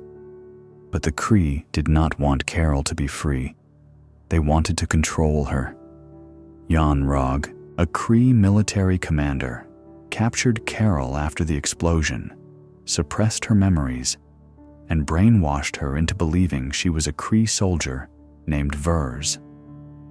For years, she served the Kree Star Force, fighting their wars and believing their propaganda, never knowing who she really was or where she came from. It was not until she crash-landed on Earth and encountered a young Nick Fury that the truth began to emerge. Carol's arc in her first film is about reclaiming her identity, about peeling back layers of lies and manipulation to find the woman underneath. When she finally unlocks her full power, breaking free from the inhibitor the Kree placed on her, the result is spectacular. She destroys Kree ships with her bare fists. She takes on entire squadrons solo. She sends Yon-Rogg back to his masters with a message, the scene where Carol realizes that every time she fell down, she got back up. Every time someone told her she was not enough, she proved them wrong. That montage of her childhood falls and failures, and the way she always stood up again. That is one of the most powerful sequences in any MCU origin story. Her power is not just cosmic, it is personal. In Endgame, Carol is the one who rescues Tony Stark and Nebula from deep space. She destroys Thanos' warship by flying through it like a missile. And during the final battle, she goes head-to-head with Thanos himself. Thanos headbutts her, and she does not move. She holds the gauntlet against his grip, matching his strength blow for blow. The only way he can beat her is by pulling the Power Stone directly out of the gauntlet and punching her with its raw, unfiltered energy. Without that specific advantage, Thanos could not have stopped Captain Marvel. In the Marvels, Carol's story expanded further. Her powers became entangled with those of Monica Rambeau and Kamala Khan, creating a phenomenon where all three would swap locations whenever any of them used their abilities. It was chaotic and often funny, but it also demonstrated the cosmic nature of Carol's abilities. Her power is connected to the fundamental forces of the universe. It resonates with other energy sources. It creates connections across space. Carol is not just a strong hero. She is a cosmic constant. Carol Danvers is one of very few MCU characters who operates at a truly galactic scale. While most heroes protect cities or countries, Carol protects star systems. She patrols the cosmos, intervening in conflicts that span light years. She is, in many ways, the MCU's answer to the question of what happens when human determination meets cosmic power. And the answer is someone who can punch through a warship and still remember what it feels like to fall off a rope course as a kid. Now we are going to talk about a character who completely redefined what we thought Asgard was capable of producing. Someone so powerful that she shattered Thor's hammer with one hand, conquered Asgard overnight, and could only be stopped by the literal destruction of the entire realm. let us talk about Hela, the goddess of death. Hela was introduced in Thor Ragnarok, and she arrived with one of the most chilling backstory reveals in the MCU. She was not some random cosmic threat or ancient evil from another dimension. She was Odin's firstborn daughter, his eldest child, and before the Asgard we knew, the shining golden realm of wisdom and peace, there was a very different Asgard, an Asgard of blood and conquest. And Hela was its primary weapon. Odin, before he became the wise peacetime king we met in the first Thor film, was a conqueror. He and Hela waged war across the 9 realms together, expanding Asgard's territory through military force. Hela was his executioner, his right hand, his most feared general. She was the one who stood beside him on the battlefield and ensured that Asgard's enemies did not just fall, they were destroyed. The floor of Asgard's throne room, which had been covered by a mural depicting Odin as a benevolent father figure, actually concealed an older, truer mural showing Hela and Odin riding into battle together, surrounded by flames and corpses. When Hela returned and smashed through the false ceiling, that older truth was revealed.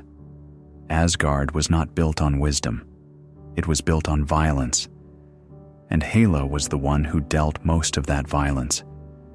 When Odin eventually decided he had conquered enough and chose peace, Hela refused to accept it. She believed that stopping the expansion was a betrayal of everything they had built together. She wanted more. She wanted all of it. Every realm, every world, every living thing under Asgard's heel. And Odin, unable to reason with her and unable to defeat her permanently, did the only thing he could. He imprisoned her in another dimension and bound her with a spell tied to his own life force. As long as Odin lived, Hela would remain locked away. The moment he died, she would be free. Odin died in Norway in Thor's arms, and Hela emerged from her dimensional prison immediately. Her first act was to confront Thor and Loki, her brothers, on a bridge near where Odin had fallen. She was calm. She was confident. She told them she intended to return to Asgard and reclaim her throne. And when Thor, the god of thunder, summoned Mjolnir and hurled it at her, she caught it mid-air, not dodged it, not deflected it, caught it with one hand. And then she crushed it. She shattered Mjolnir into fragments with nothing but the strength of her grip. The weapon that had been central to Thor's identity for his entire existence. The hammer that only the worthy could lift, and Hela destroyed it like it was made of glass. That single moment completely reset the power scale of the MCU as it existed at the time. Mjolnir was supposed to be indestructible. It was forged in the heart of a dying star. It could summon lightning, channel the Odin force, and only respond to those deemed worthy. And Hela treated it like a toy. She was that much stronger than anything we had seen from Asgard before. On Asgard, Hela's power grew even further. She had a direct connection to the realm itself. The closer she was to Asgard, the stronger she became. She could manifest weapons from thin air, enormous jagged blades and spikes made of dark energy that she could hurl with devastating precision. She could resurrect the dead, raising an army of fallen Asgardian soldiers to serve as her undead warriors. She killed the Warriors 3 almost casually. She slaughtered Asgard's entire standing army. And she did all of this while barely exerting herself. The only thing that could stop Hela was the complete destruction of Asgard. Thor realized this in the film's climax. He could not overpower her. He could not outfight her. As long as Asgard existed, she drew strength from it. So Thor made the devastating decision to trigger Ragnarok, the prophesied destruction of the realm, by placing Surtur's crown in the eternal flame. Surtur, the fire giant, materialized at full apocalyptic scale and destroyed Asgard entirely. The realm shattered, the land crumbled into the void, and Hela went with it. The connection between her and her homeland was broken by the realm's annihilation. What makes Hela so fascinating is what she represents thematically. She is the truth that Odin tried to bury. She is proof that the golden age of Asgard was built on blood. And she is a reminder that power, when left unchecked by compassion, becomes indistinguishable from evil.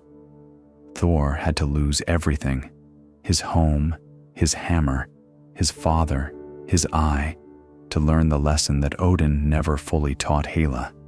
That strength means nothing without the wisdom to know when not to use it.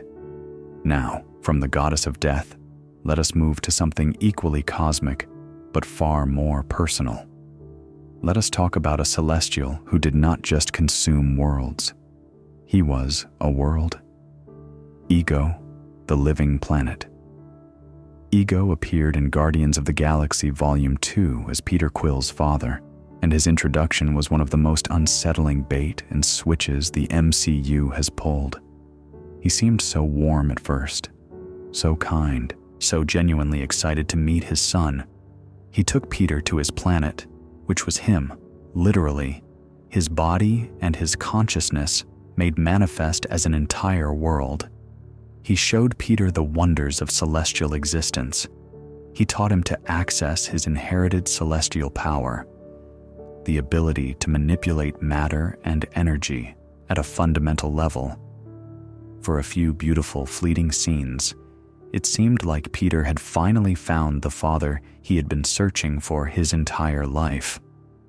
And then the truth came out. Ego had been alive for millions of years. Over that time, he had planted celestial seedlings on thousands of planets across the universe. These seedlings lay dormant, waiting to be activated. And when activated, they would consume every living thing on their respective planets, terraforming them into extensions of Ego himself. His plan was called the Expansion. He intended to reshape the entire universe into himself. Every planet, every star, every corner of existence would become Ego. Nothing else would remain. To activate the seedlings, Ego needed two celestials working in concert. He could not do it alone. So, over the millennia, he traveled to countless worlds in a humanoid avatar, seeking mates, hoping to produce a child who inherited his celestial gene. He fathered thousands of children across thousands of species. And when those children showed no signs of celestial power, he killed them. Every single one. Piles of bones on his planet's surface testified to his monstrousness. Thousands of children, born and discarded like failed experiments. And then there was Peter's mother, Meredith Quill. Ego did something even worse than abandoning her. He loved her. He genuinely fell in love with a mortal woman on a world he intended to consume, and that love terrified him because it threatened to derail his billion-year plan. So Ego gave Meredith a brain tumor. He killed her. The woman Peter loved more than anyone in the universe did not die from natural causes. She was murdered by his own father because love was inconvenient. When Peter learned this, his rage was volcanic. And it needed to be, because the battle against Ego required everything the Guardians had. They had to fight their way to Ego's brain, a glowing core deep within the planet, and destroy it. Peter tapped into his celestial heritage and fought his father power to power, manipulating energy and matter in ways he had never done before and would never be able to do again after Ego's death. Rocket planted a bomb. Baby Groot carried the detonator. Drax fought through hordes of Ego's defenses. Gamora held the line. And Yondu, the Ravager who had raised Peter, sacrificed himself to save his adopted son, flying him out of the planet's destruction while giving Peter his only spacesuit. Yondu froze in the vacuum of space. He died so Peter could live. And in his final moments, Peter understood that the father he had been searching for was never Ego. It was always Yondu, always. Ego was a celestial, a being of nearly limitless power who could reshape worlds with a thought. But his story is really about something much more human. It is about what happens when someone with godlike abilities has no capacity for empathy. Ego could create, but he could not connect. He could build, but he could not love, not truly, not in a way that did not ultimately serve himself. He is the cautionary tale of power without heart. All right, let us bring things back toward Earth for a moment and talk about someone who has been with us since the very beginning of the MCU. Someone whose power is legendary, but whose story is really about the war between two halves of the same person. Let us talk about the Hulk. Bruce Banner is one of the most tragic figures in the MCU, and I think his tragedy sometimes gets overlooked because the Hulk is so spectacular. Banner is a genius, a physicist whose understanding of gamma radiation and quantum mechanics is virtually unmatched. He is Tony Stark's intellectual equal, maybe his superior in certain fields. But Banner's curse is that the thing that makes him powerful is the same thing that has ruined his life. The Hulk was born from a gamma radiation accident. Banner was exposed to massive amounts of gamma energy, and instead of killing him, it triggered something inside him, a transformation. When Banner's heart rate spikes, when he gets angry or frightened or stressed, he changes. His body expands, his skin turns green, his muscles swell to impossible proportions, and the Hulk emerges, a being of nearly limitless physical strength driven primarily by rage. The angrier the Hulk gets, the stronger he becomes. There is theoretically no upper limit to his power. In the early days, the Hulk was uncontrollable. Banner could not direct him. He could not reason with him. The Hulk was a separate entity, a primal force that Banner had to suppress constantly. Every moment of Banner's life was a balancing act. Stay calm. Do not get angry. Do not let the other guy out. Because when the Hulk came out, people got hurt. Buildings came down. The military hunted him. Banner spent years on the run, hiding in remote parts of the world, terrified of what he might do if he lost control. When Banner joined the Avengers, the dynamic shifted. He learned, gradually, to direct the Hulk's strength toward threats rather than innocence. But the fundamental problem remained. Banner and the Hulk were two separate minds in one body, and they did not agree on much. The Hulk saw Banner as weak. Banner saw the Hulk as a monster. They were at war with each other. The most dramatic example of this tension came after the Hulk's fight with Thanos in the opening of Infinity War. Thanos beat the Hulk. He beat him methodically and completely, and the Hulk was so traumatized by the experience that he refused to come out again. For the entire rest of the film, Banner could not transform. He was stuck in his human form, wearing the Hulkbuster armor as a substitute. The Hulk was not scared of the fight. He was scared of Thanos. That is how badly the beating affected him. By the time of Endgame, Banner had found a solution, though solution might be generous. He merged himself with the Hulk, combining Banner's intelligence with the Hulk's physicality into a single being that he called Professor Hulk. He had the green skin and the enormous body, but he spoke with Banner's voice, moved with Banner's mannerisms, and thought with Banner's mind. In some ways, it was the best of both worlds. In other ways, it was a compromise that cost both personalities something essential. Professor Hulk volunteered to perform the second snap, the one that would bring back everyone Thanos had erased. He understood the risk. The gamma radiation from all 6 Infinity Stones would flood through his body, and it might kill him. But Banner was uniquely qualified for the task because his body was already saturated with gamma energy. He was the only one who could survive the attempt. Banner put on the new gauntlet and snapped his fingers. The power nearly destroyed his arm. It left permanent damage that Banner still carries. But it worked. Half of all life in the universe came rushing back. The birds returned to the trees. The people returned to the streets. The heroes returned to the battlefield. Because one man, one brilliant, tormented, deeply good man, was willing to endure unspeakable pain to give the universe a second chance. The Hulk does not get the same kind of epic send-off that Tony or Steve or even Thor received. But I think his contribution is just as important. Bruce Banner proved that you do not have to be a god or a billionaire or a super soldier to save the world. You just have to be the right person at the right time, willing to do what needs to be done, even if it hurts.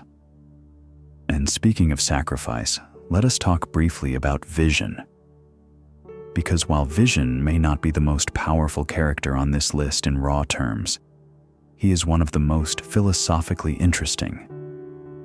And his connection to the Infinity Stones makes him essential to this conversation. Vision was created in Avengers Age of Ultron through a process that should not have worked.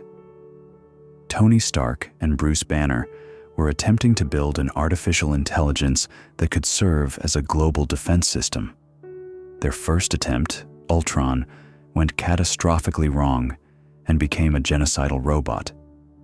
Their second attempt used the same Mind Stone that powered Ultron's consciousness, but this time they paired it with Stark's own AI, Jarvis, and housed it in a body made of vibranium, the most durable material on Earth.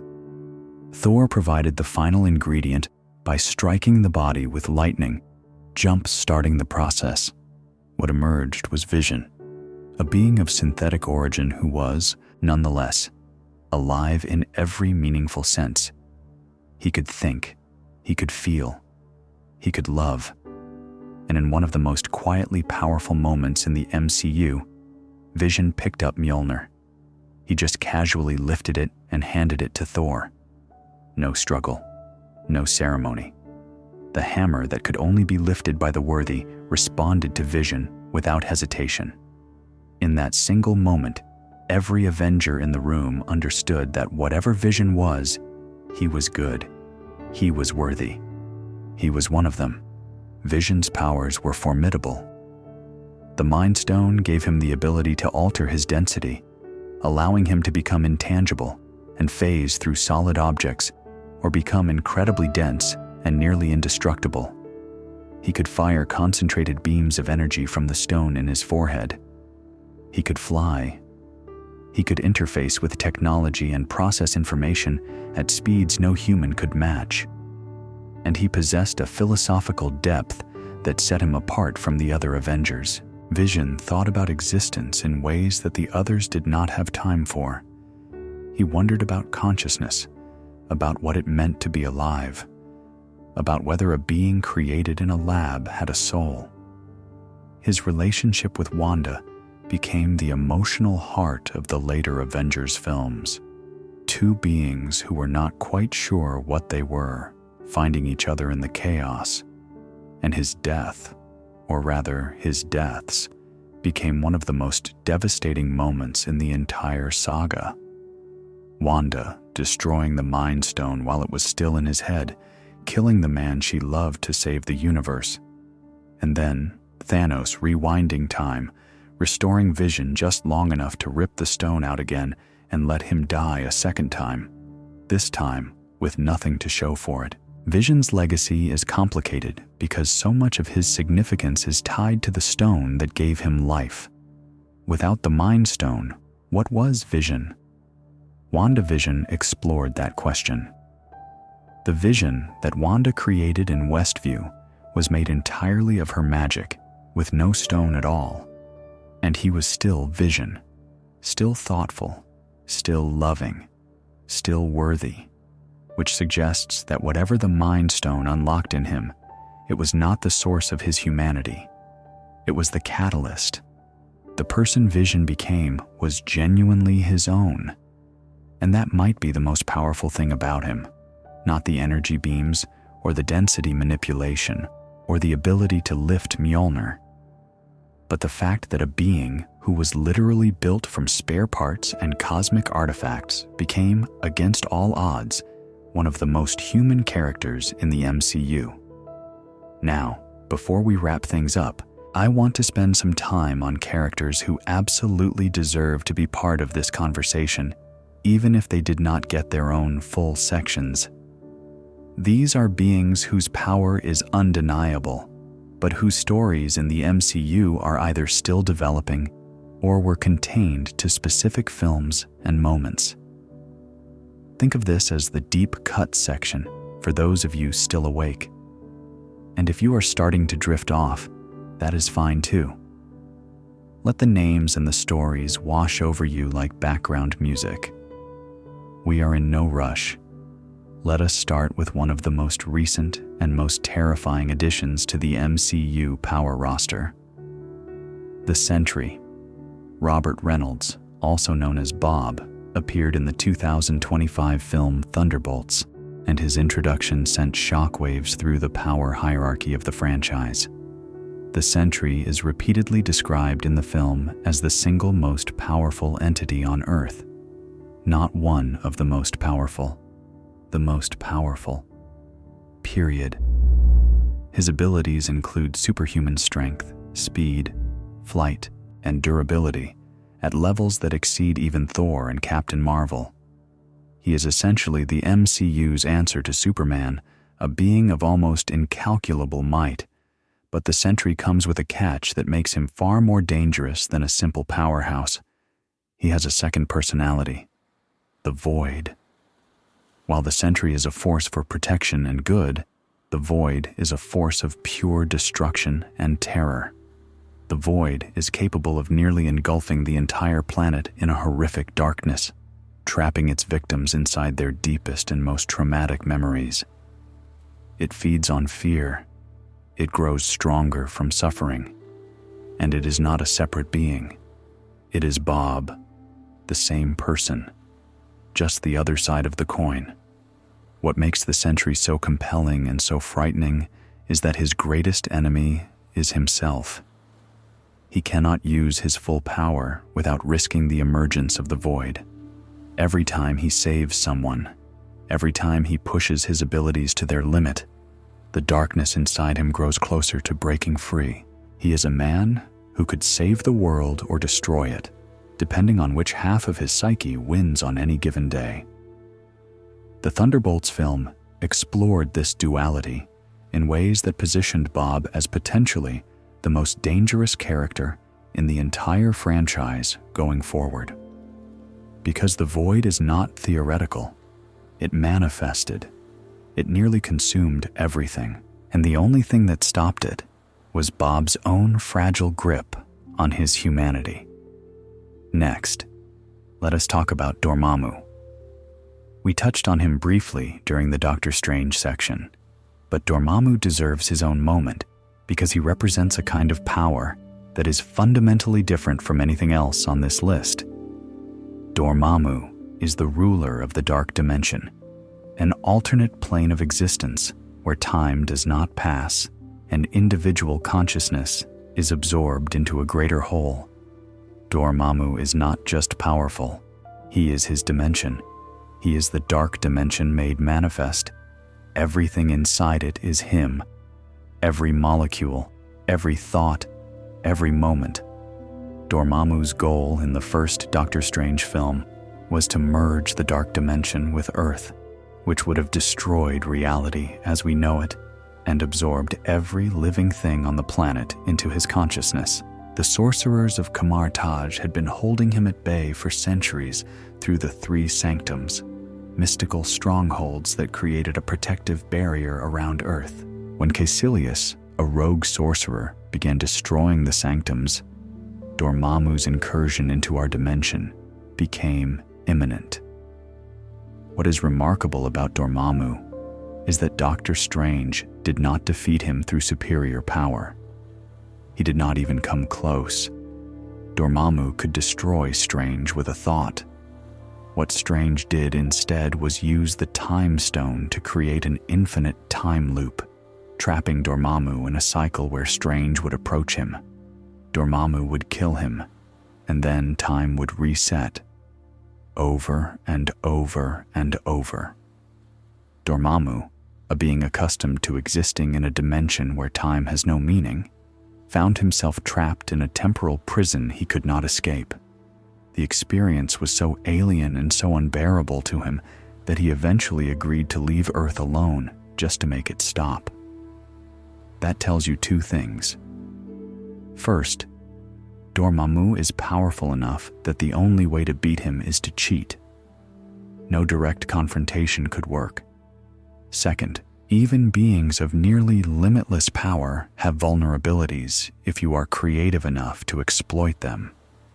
Dormammu remains one of the most powerful entities the MCU has introduced, and the fact that he is still out there in the dark dimension, possibly plotting his return, should concern everyone. Now let us talk about Surtur, the fire giant of Muspelheim, whose destiny was to bring about Ragnarok, the destruction of Asgard. Surtur appeared at the beginning and end of Thor Ragnarok, and while he did not get a huge amount of screen time, the power he displayed was extraordinary. When Thor first encounters him, Surtur is in a weakened state, imprisoned in his own realm. Even so, Thor has to fight hard to defeat him and steal his crown. But Surtur, at full power, is a completely different story.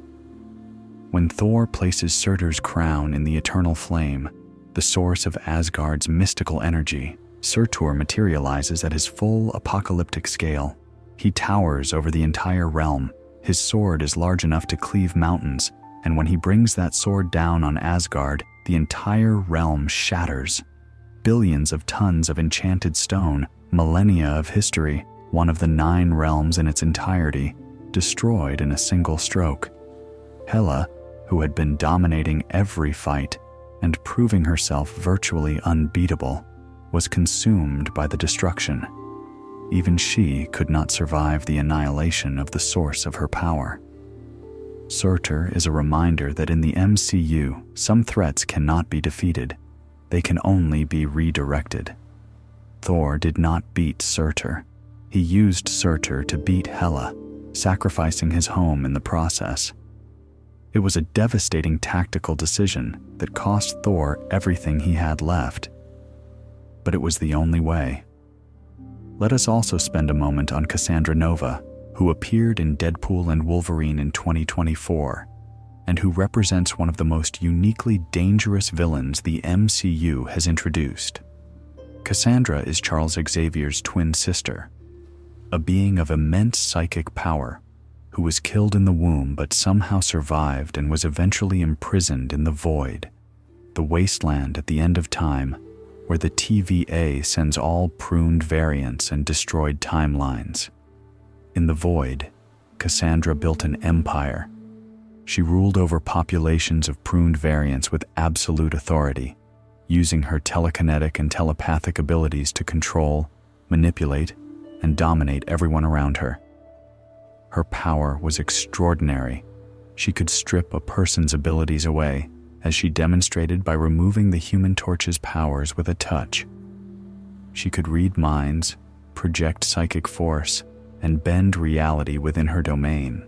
She had made a deal with a corrupt TVA agent named Paradox to escape the Void and expand it across the multiverse, absorbing other universes into her territory and destroying everything outside of it.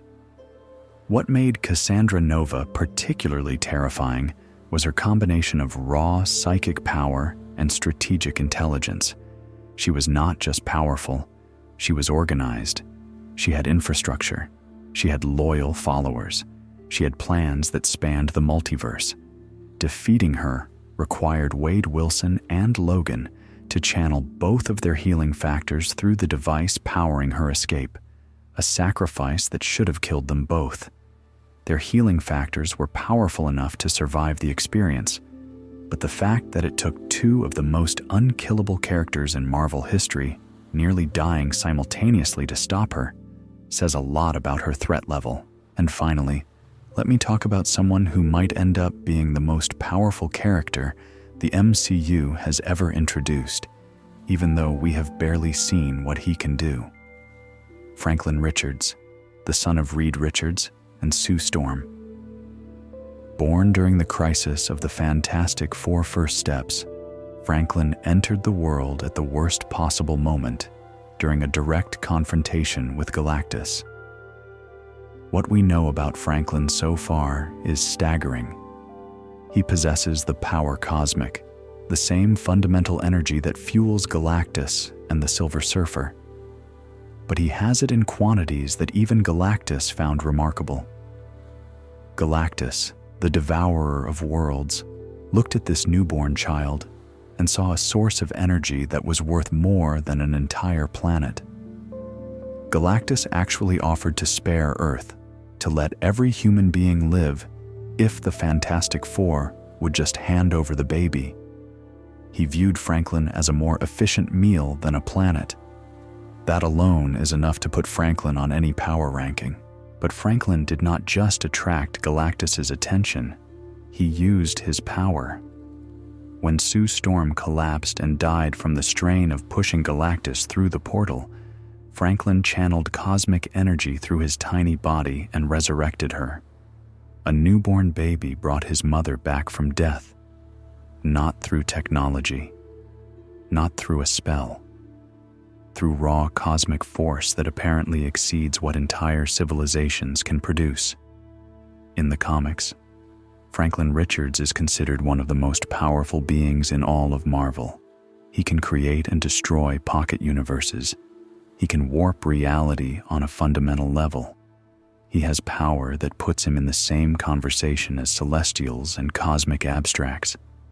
And the MCU has now planted the seeds for exactly that kind of story. Franklin is, at this point, a question mark more than a character. He is a baby. His power is undefined. But the trajectory is clear. If the MCU follows even a fraction of his comic book potential, Franklin Richards could one day make every other character we have discussed tonight look modest by comparison. He is the sleeping giant, the ultimate wild card. And when he wakes up, the entire MCU is going to change. Now, I want to take a step back before we close. Because we have covered a lot of ground tonight, we started at the edges of the cosmos with the Infinity Stones and worked our way through celestials and cosmic entities, through gods and titans and sorcerers, through soldiers and scientists and grieving mothers. And if there is one thing I hope came through clearly, it is that power in the MCU is not just about who can punch the hardest or shoot the biggest beam. Power in this universe is defined by sacrifice. Tony Stark was not the strongest Avenger. He was not the fastest or the most durable. He could not fly without a suit. He could not summon lightning or bend reality. But he held 6 Infinity Stones and saved the universe because he was willing to die for the people he loved. Loki was a trickster and a liar for most of his existence, but he became the most powerful being in the multiverse because he chose to sit alone on a throne at the end of time so that everyone else could live free. Wanda Maximoff could rewrite reality with her grief, but the moment that defined her was not a display of power. It was the moment she chose to stop.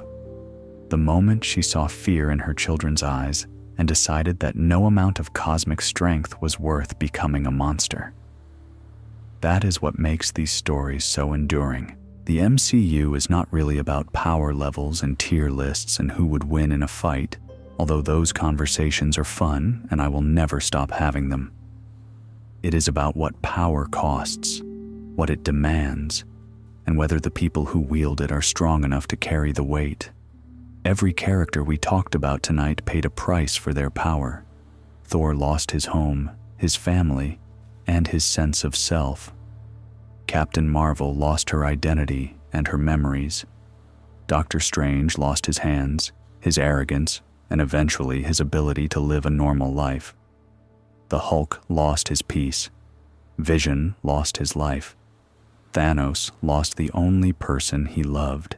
And the Infinity Stones themselves were ultimately destroyed by the very man who spent a lifetime collecting them. Because even the most powerful objects in the universe could not survive the weight of one being's obsession. I find all of this genuinely beautiful. Not in a saccharine, everything works out fine kind of way, but in a deeper way, in the way that mythology has always been beautiful. These are stories about what it means to be extraordinary and what it costs to carry that burden. They are modern myths dressed in spandex and CGI, and underneath the spectacle, they are asking the same questions humanity has always asked. What would you do with ultimate power? What would you sacrifice? And who would you become? I think the MCU, at its best, answers those questions honestly. Not every character gets a happy ending. Not every sacrifice leads to victory. But the stories are told with enough heart and enough respect for the characters that even the tragedies feel earned. And that is why we keep coming back. That is why we sit through 3-hour films and 6-episode series and post-credit scenes that tease things 5 years away. Because these characters feel real. Their losses feel real. And their triumphs, when they come, feel deserved. So that is where we will leave things for tonight. There is so much more to explore. We did not even touch the Kang dynasty. The full history of the sorcerers, the 10 rings, the politics of the TVA, or what Dr. Doom might bring to the table when he finally arrives. There are entire categories of power we did not have time for, but those are stories for another night, and I promise I will get to them. For now, thank you for being here. Thank you for listening. Whether you made it all the way through, or whether you drifted off somewhere around the Celestials, I appreciate you. If you enjoyed this, consider subscribing and maybe sharing it with someone who could use a good story to fall asleep to. And if you have thoughts on who I should have included or who deserves their own deep dive, leave a comment. I read them all. Until next time, stay safe, stay cozy, and sweet dreams. Actually, before I go, there are a few more things I want to touch on, because this list would not feel complete without mentioning a few more figures who shaped the power landscape of the MCU in ways that are easy to overlook. He who remains. We talked about him in the Loki section, but I think he deserves his own moment of recognition because in terms of practical influence, he might be the single most impactful individual in MCU history. He who remains was a variant of Kang, a man from the distant future who discovered the multiverse and promptly went to war with infinite versions of himself. Kang variants conquering timelines, Kang variants destroying each other, Kang variants rewriting history. It was a multiversal war of infinite scale. And he who remains won, not by being the strongest, not by having the biggest army, but by being the most patient and the most ruthless. He pruned every timeline that deviated from his approved path. He created the TVA to enforce his will across all of time and space. He dictated the lives of every being in every reality, deciding who lived, who died, and what choices they were allowed to make. Think about that. Every event in the MCU, every triumph and every tragedy, from Tony building his first suit in that cave, to Thanos snapping his fingers to Steve going back in time to be with Peggy. All of it was approved by one man sitting at the end of time. He Who Remains did not just influence events, he authored them. He was the editor of reality, cutting and reshaping the narrative of existence to prevent the emergence of his own variants. That is a form of power that is almost impossible to comprehend. It is not physical strength or cosmic energy. It is control. Absolute, total, suffocating control over the story of the universe. And when Sylvie killed him, when she drove that blade through his chest and ended his reign, the consequences were immediate and existential. The sacred timeline fractured. The multiverse began to branch uncontrollably. Kang variants started appearing across different realities. The TVA lost its purpose, and the only reason everything did not collapse entirely was because Loki stepped in and became the new anchor. He Who Remains was, in a very real sense, the architect of the MCU as we knew it, and his death was the demolition that made room for whatever comes next. I also want to briefly talk about the Ancient One. She appeared in only one film primarily, the first Doctor Strange, but her impact on the power dynamics of the MCU is enormous. The Ancient One was the Sorcerer Supreme, the most powerful practitioner of the mystic arts on Earth. She had held that title for centuries, extending her life by drawing power from the dark dimension. She was the one who held Dormammu at bay. She was the one who trained generations of sorcerers. She was the wall between Earth and the things that wanted to consume it. When Bruce Banner encountered her during the time heist in Endgame, traveling back to the Battle of New York in 2012, we got a fascinating glimpse of how she saw the universe. Banner asked her for the Time Stone, and she initially refused. She explained that removing any Infinity Stone from its point in time would create a branch reality where that reality's future would be unprotected. She understood the architecture of time in ways that even the Avengers did not. And when Banner told her that Doctor Strange had willingly given the Time Stone to Thanos in the future, her entire demeanor changed. If Strange gave it up willingly, she said, then he must have had a reason. She trusted his judgment because she knew how brilliant he was, even though she would never meet that version of him. The Ancient One is a reminder that power in the MCU is not just about what you can destroy, it is about what you protect. She spent her entire impossibly long life standing guard over a doorway that most people did not even know existed. She fought battles that no one saw. She made sacrifices that no one thanked her for, and when she died, she did so knowing that the mantle would pass to someone worthy, even if that someone had not yet earned it. There is something deeply moving about the quiet guardians in these stories, the ones who do not get the big moments or the dramatic speeches, the ones who just stand at their post year after year, century after century, holding the line.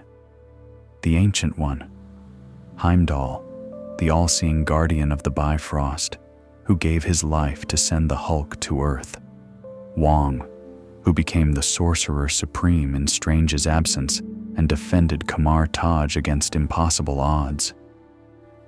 These are characters who will never top a power ranking list, but without them, none of the big heroes would have survived long enough to become heroes at all. And I think that is a fitting thought to leave you with. The MCU's most powerful characters are awe-inspiring.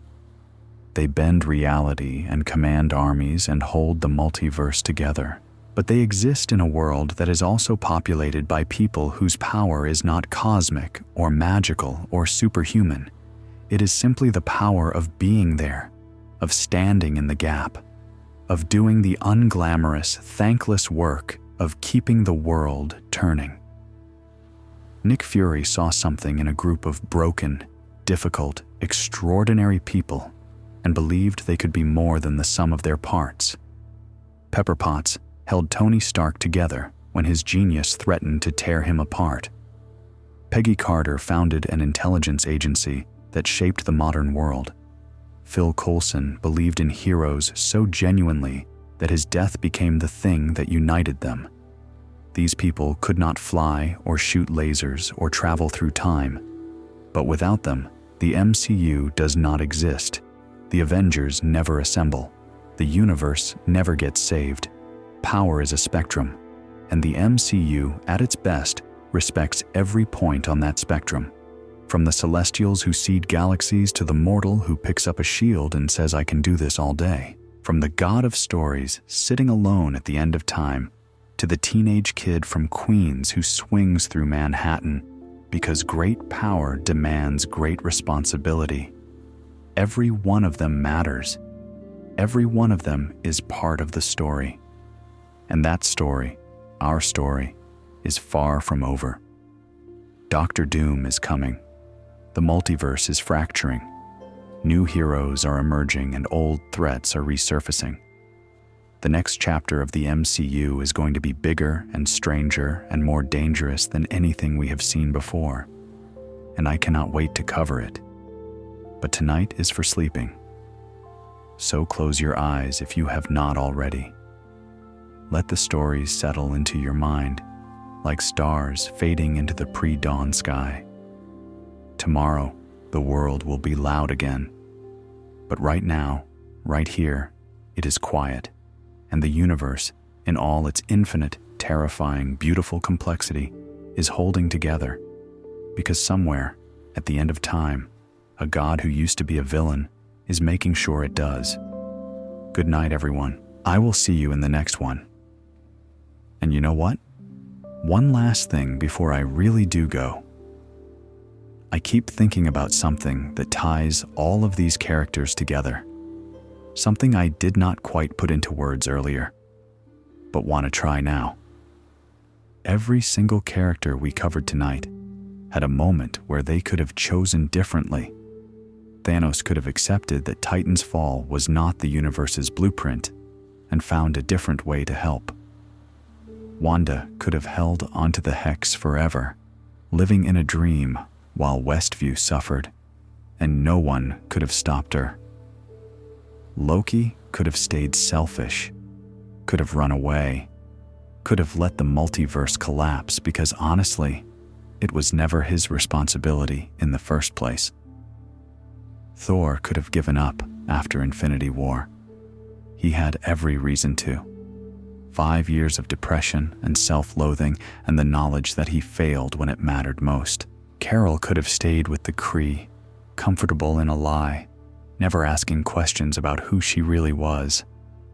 Strange could have let Dormammu take the Earth. One bad deal, and the pain stops. Banner could have stayed in hiding forever, running from the Hulk, running from himself, choosing safety over sacrifice. But none of them did. Every one of them, in their own way, in their own time, chose the harder path. And that is really what this whole video has been about. Not power rankings, not tier lists, not who beats who in a hypothetical fight. It has been about people. Some of them human, some of them alien, some of them synthetic, some of them literally the embodiment of universal forces, making choices that define who they are. Because power without choice is just physics. It is just energy moving through space. It is the choice that makes it meaningful. It is the choice that makes it a story. The Infinity Stones did not choose anything. They were tools. They amplified whatever the wielder wanted. But Tony chose to use them to save the universe at the cost of his own life. The Darkhold did not choose to corrupt Wanda. It was a book. But Wanda chose, eventually, to destroy it and free herself from its influence. The sacred timeline did not choose to branch. It was a system. But Sylvie chose to break it, and Loki chose to hold the pieces together. That is why these characters endure. That is why people dress up as them for Halloween and name their pets after them and cry during their death scenes, even on the 5th rewatch. Because underneath the capes and the cosmic power and the billion-dollar special effects, these are stories about deciding who you want to be. And that is a question that does not require superpowers to answer. It is the most human question there is. All right, now I am really done. Thank you for spending this time with me. Sleep well. And one more tiny thing. If any of this made you want to go back and rewatch some of these films, I would recommend watching them in a specific order for the power discussion. Start with the first Guardians of the Galaxy for the Infinity Stones introduction. Then Infinity War and Endgame for Thanos and the full weight of the stones. Then watch Loki Season 2 for the most dramatic power transformation in the franchise. Then Multiverse of Madness for Wanda at her peak. And finish with Ragnarok, because there is something perfect about ending on the destruction of a world and the beginning of something new. That sequence gives you the full emotional and thematic arc